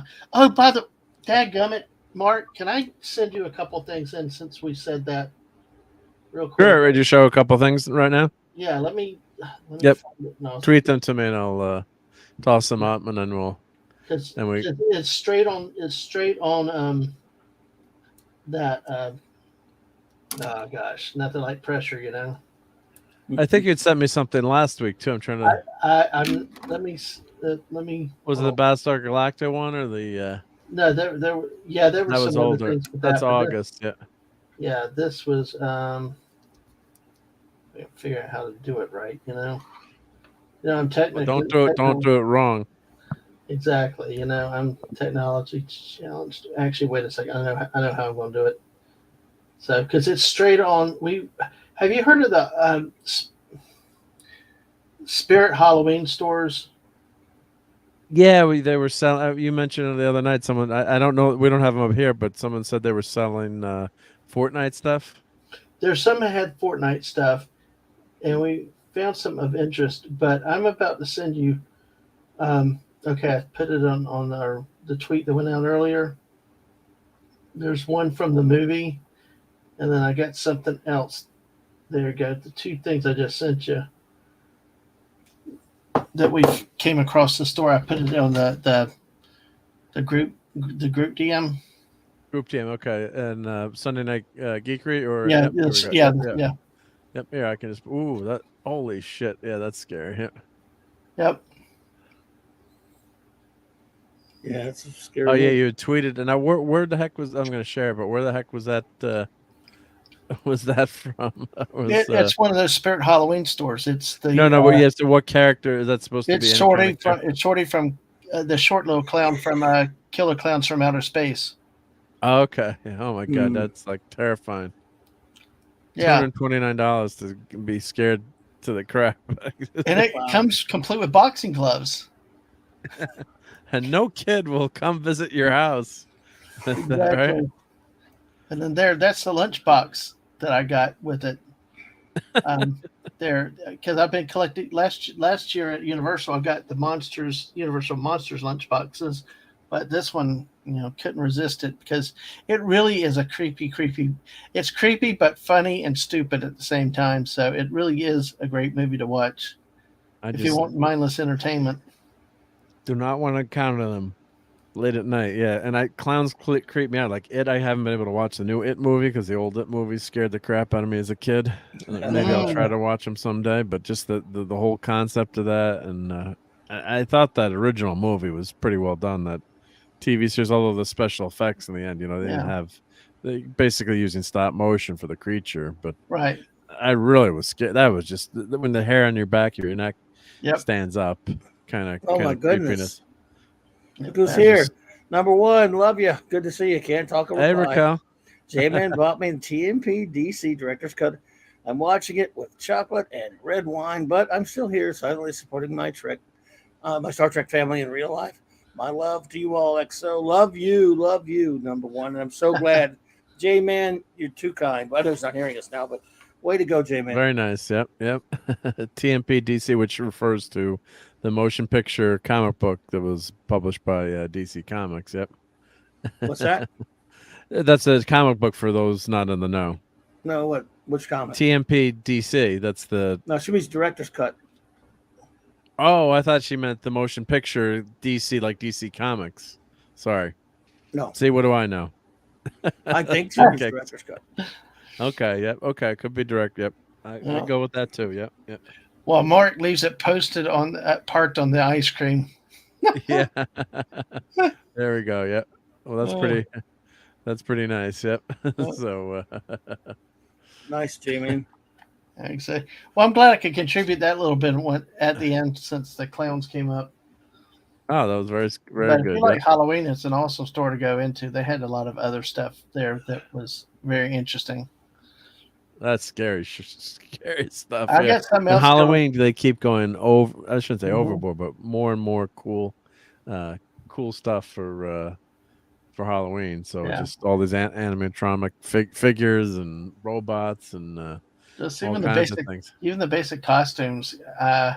There's going to be a surprise coming down the road when we can work it out. So keep you guessing what it could be. Yeah. So here's. Let's see here. Let me show this. Let's see. Everything's blocked here. Turn off my ad blocker. So none of the graphics are coming through. You have Peely Fortnite costume, and the costumes are so much better than we had as a kid too. It's just, I mean, we had such crappy. I mean, they're fun. You loved them, but it's not. They were heat torture devices, with the plastic. The mask, and then the bags you had to wear. It was. So Dadman here, we'll get Dadman to dress up for Halloween. It's before you know it's going to be Halloween. So, oh, that's hysterical. Fish stick. Yeah, so if you play the game, which is really smart by Fortnite, it's such a popular game, it's become part of the popular culture. So you monetize stuff. Yep. Where's the Dadman's got to be the unicorn? Yep. That one I have not seen out there, Dave. I have not seen. Oh, Gladiator Peely. I was just in Rome and they said they never did thumbs up, thumbs down. I guess the thumb went sideways. I did not see that one though. Yeah, we were on a tour. And they said, it was sideways, but they never did thumbs. Was it thumbs up or thumbs down? I can't remember. But and of course, the gladiators didn't always fight to the death either because there was a lot of money expended into training the gladiators, and Oh, come on, Max. Gee, Manetti's. Really? One more encoding. You see what's spelled out there? Yes, I'm not sure if I catch that. I'm not entirely sure what it means. Was it this? That's exactly what Max was saying, and there with all the. Oh, very sneaky, sis. Will there be will there be dialects in the Queen's funeral procession? I hope not, because that'll mean we've been invaded again. Yeah, so these are fun. And before we get out of here, I just want to give a shout out to Stargirl season 3 is out. So I almost done with the second season. First season was as we've said is pretty good. It's not, maybe it's not everyone's cup of tea, but I like the actress. She's it's very patriotic in the first season. They got the JSA in it, which is pretty cool. Old school JSA. They managed to weave into it. And I guess this season they're gonna have the JSA is gonna older JSA is gonna be more involved. So just came out, but there's a lot of downer superhero stuff. This is a pretty uplifting story, and they're patriotic and. Clyburn Times, I know we would never tell anyone you have to watch something, but I think if you watch the first episode, just to see the costumes and things, you might from the JSA. Who knows? It's pretty cool. Know. You never know, but never know if I'll watch something. Yeah, even I don't know if I'll watch something. And Raquel, don't watch Sandman. Make sure you don't watch that. Yep. I'm trying to see if they have a picture of. JSA, let's see. They do a great job with the costume. You've seen the costumes, right? Yeah. Okay. Let's see. Is that one? Trying to see if they had. Nah. I don't like Our Man's costume. Why is Dr. Midnight a child? No. I want to show the original guys. Yeah. Here's the JSA. One of the pictures, and they brought John Wesley Shipp back as the Flash, which is cool. Do they have? Yeah, but it was pretty cool. It was pretty well. Yeah, there's the characters, but it was a nice homage to the old superheroes, I thought. So, but yeah, I give it a thumbs up. So you're not the only one, a friend of mine that likes it. So no, I believe you. Oh, the Dr. Fate. Dr. Fate's going to be on. Ooh, looks good too. That's not the Smallville one, is it? Or is it the Small? Oh, is that the Smallville one, or is that? She wasn't on Smallville, was she? No, she was. Oh, she was on Legends of Tomorrow. Yeah, I know. I wonder if that's the Legends of Tomorrow. But anyway, that's my 1 minute blur. And of course, you got cool big robots. Where's Ironcaster? Yep. So Max is heading out. So yeah, so we're gonna head out here, and I kept to my 2-hour thing. Yep. So good night, Max. Thank you. Well, metaphorically, good night. With says Max with all the bacon hearts. Yep. That's pretty much the highest compliment there is, right? Yep. With exactly. Bacon and hearts, right? Sure. So, well, Clyburn Times, I know you got something great show lined up for tomorrow night, right? Yeah, with Retro Blasting. Yeah, Retro Blasting on Monday Night Moxie Comics Talk tomorrow night. My good buddy Michael French, he did a great video for Iconicon about his collecting days as when the UK, when he was living over in the UK for a while as a kid, and collecting Spider-Man, the UK version of a book called The Complete Spider-Man. So we're going to talk about, it is the 60th anniversary for Spider-Man. Yeah. So, he's a big Spider-Man fan. And we're going to talk a little bit of Spidey. Awesome. About that video and some other stuff. Cobby, that sounds awesome because every time he's on somewhere, I feel like I get smarter and learn something. That's going to be an awesome. That's going to be an awesome show with the two of y'all. Thanks. He and I've been, we've been friends for a long, long time. This is their 10th anniversary this year, for Retro Blasting, and of course he's been doing my show for about 10 years or something like actually 11. So you met them at a con, right? Met him at Dragon Con 2011, and we've been friends ever since. And he was doing my show. Now that I think about it, I guess he did my show before he started the channel. But yeah, so great friends, Michael and Melinda Eminem. So yeah, I cannot wait to talk to Michael tomorrow. Always love having him on. I don't bug him too much because he's very busy. He makes fantastic. He's got a great channel. Makes fantastic videos. So try not to bug him too much. But whenever I can get him every now and then, his restorations are amazing. Oh, you've seen those? Oh, I've seen, especially some of the old Star Wars stuff that I have.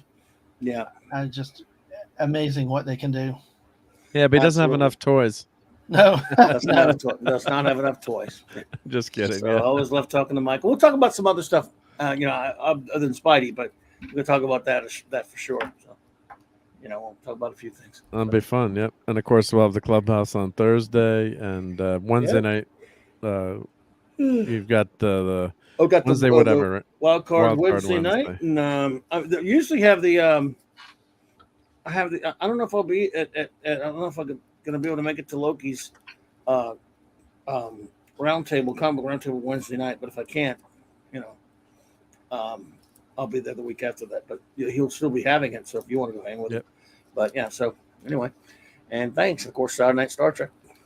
Yeah, looking forward to that. Yep. Awesome. Yep.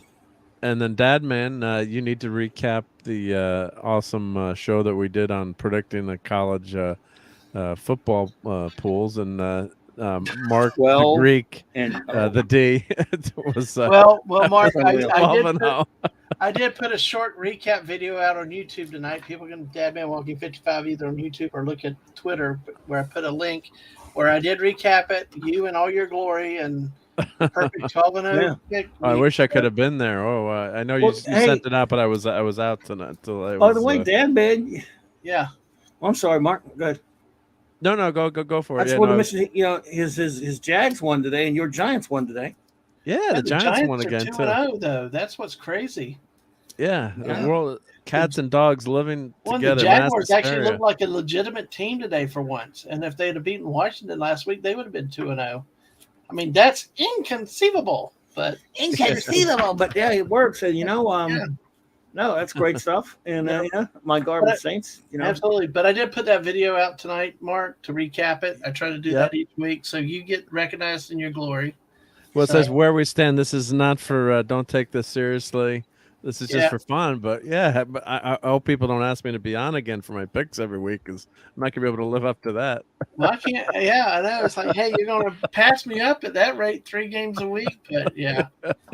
All fun. Yeah, and Hail the Pop Culture Curator. How's it going? Yeah. Well, we got Dave. Yeah. I got that out there for you. Tuesday night we're going to be with Lorena on her channel playing Fortnite, the Missus and I. Cool. Oh. And then of course Thursday night we'll have our show at 8:00, and I'm scheduled to have Culture Casino on this week. We're talking some college football. Yeah, football. Yep, absolutely. Oh, nice, cool. And then of course Friday night, first time. I mean, I've talked to him a couple times briefly, but first time to have to be on a stream with him in a long time. Yeah. And then of course Mark 12:30 on a Friday night with Late Night Fortnite. Late Night Fortnite. Yep. Yeah, and I'm with Amanda playing Dead by Daylight on 9 a.m. on Friday night. So it's a busy week coming up. And new Fortnite season for all you Fortniters out there. Yes. Oh, and by the way, I did a 2-hour stream earlier today. Wow. Where I talked about some of the new stuff, the item shop and all that. So that's also out on the channel. People can go you can watch the first 20-30 minutes and get a feel of it. But we just streamed since we played the whole thing. But thumbs up, thumbs down, it's more the same. Actually, I like it. I thought they were good changes to kind of make it's different, but a lot of the lands are still there, it's still the same, but they added some new things. They brought back some old weapons, they got rid of some bad weapons like the Charge SMG. But like I said, I took some time going through the item shop, the battle pass and stuff. So the videos are out there for people. Oh, who's the big prize or big battle pass skin? Spider-Gwen. Spider-Gwen, oh. Yeah, that's level 100. So it's. But I already have Spider-Gwen. Well, this is, I don't know. They came up with it. I'm not as. Well, there you go. See, there you go. But now you're going to have the animated version that you can play Fortnite with if you want to. Yeah. I was not as impressed with the battle pass stuff again as usual, but I'll get it because I usually do. You got to. Yep. Yep. Got to. Mm-hmm. Well, thank you for being on, Dadman, and thanks. Shout out to Mark. Steve Mitchum, and thank you, of course, Clobbering Times, and happy birthday to the awesome Nick Weiser. Yep. Yeah. Yep. So Tuesday night I'll be on for Toxic Tuesday, and we're going to be doing one of the greatest movies of all time. I don't know if Raquel has seen this one. Raquel must have seen. This is seen Final Tap. Final Tap. I don't know. Yeah, I think she's got to have seen. Why don't you just make 10 louder and make 10 be the top number and make that a little louder? These go to 11. I mean, that's just the greatest logic in the whole universe. So I don't know if Raquel's still out there. She can't answer, but that's I got to start clipping now. I got too much work to do, real work. But God, it's that's just one of the most glorious hours and a half of movie history. And of course, if you watch the the uncut, not uncut, but the extended edition and outtakes, and there's so many things, so many jokes that are going. Like Billy Crystal is a whole 10 minutes of him miming, which is just so hysterical. To see the outtakes, there's something that's glorious too. But yeah, looking forward to that. And of course, Thursday night, the Clubhouse and Saturday Night Star Trek. We'll be hanging out there, and Sunday we'll be back next week. So yeah, so everyone have a great week. I want to give shout outs to who's still around. Pop Culture Curator, Max Redstone, Matthew Pounder, Hungry Boy, or Hungry for Clubhouse Sandwich on Rye, Dave, Kal-El, Matthew Pounder, and of course we had the awesome Tilt-A-Weight. Raquel was saying a few things. Brian Hepburn. I'm not going to scroll all the way back. My memory is bad. I know we had Apolly's Minion was here. Kal-El was here. The Missus was here. The Missus was here. Yeah, of course. You better not forget the Missus was here. Exactly. Right? Exactly. Yeah. So yeah, just always appreciate everyone hanging out with us and letting us into your living rooms. Can I say that? Let us in your living room. What do you say now? Into your computer room. Yeah. So yeah, it's been a good show, good time, and let me get our overlay on here like I always do, and yeah, go watch them. Stargirl, watch them. I guess House of the Dragon was on tonight, so last few episodes of that have been pretty damn good. Cobra Kai is awesome. She-Hulk is a disaster. Yes. The Beatles are always awesome. I don't care what Raquel says; they're not underrated. Just kidding, Raquel. Ain't overrated. Not overrated. Yeah. Underrated, overrated. Yeah, I got stream brain now. So, but thanks everyone, and we'll catch you next week. It's 106 miles to Chicago. We got a full tank of gas, half a pack of cigarettes. It's dark, and we're wearing sunglasses. Hit it.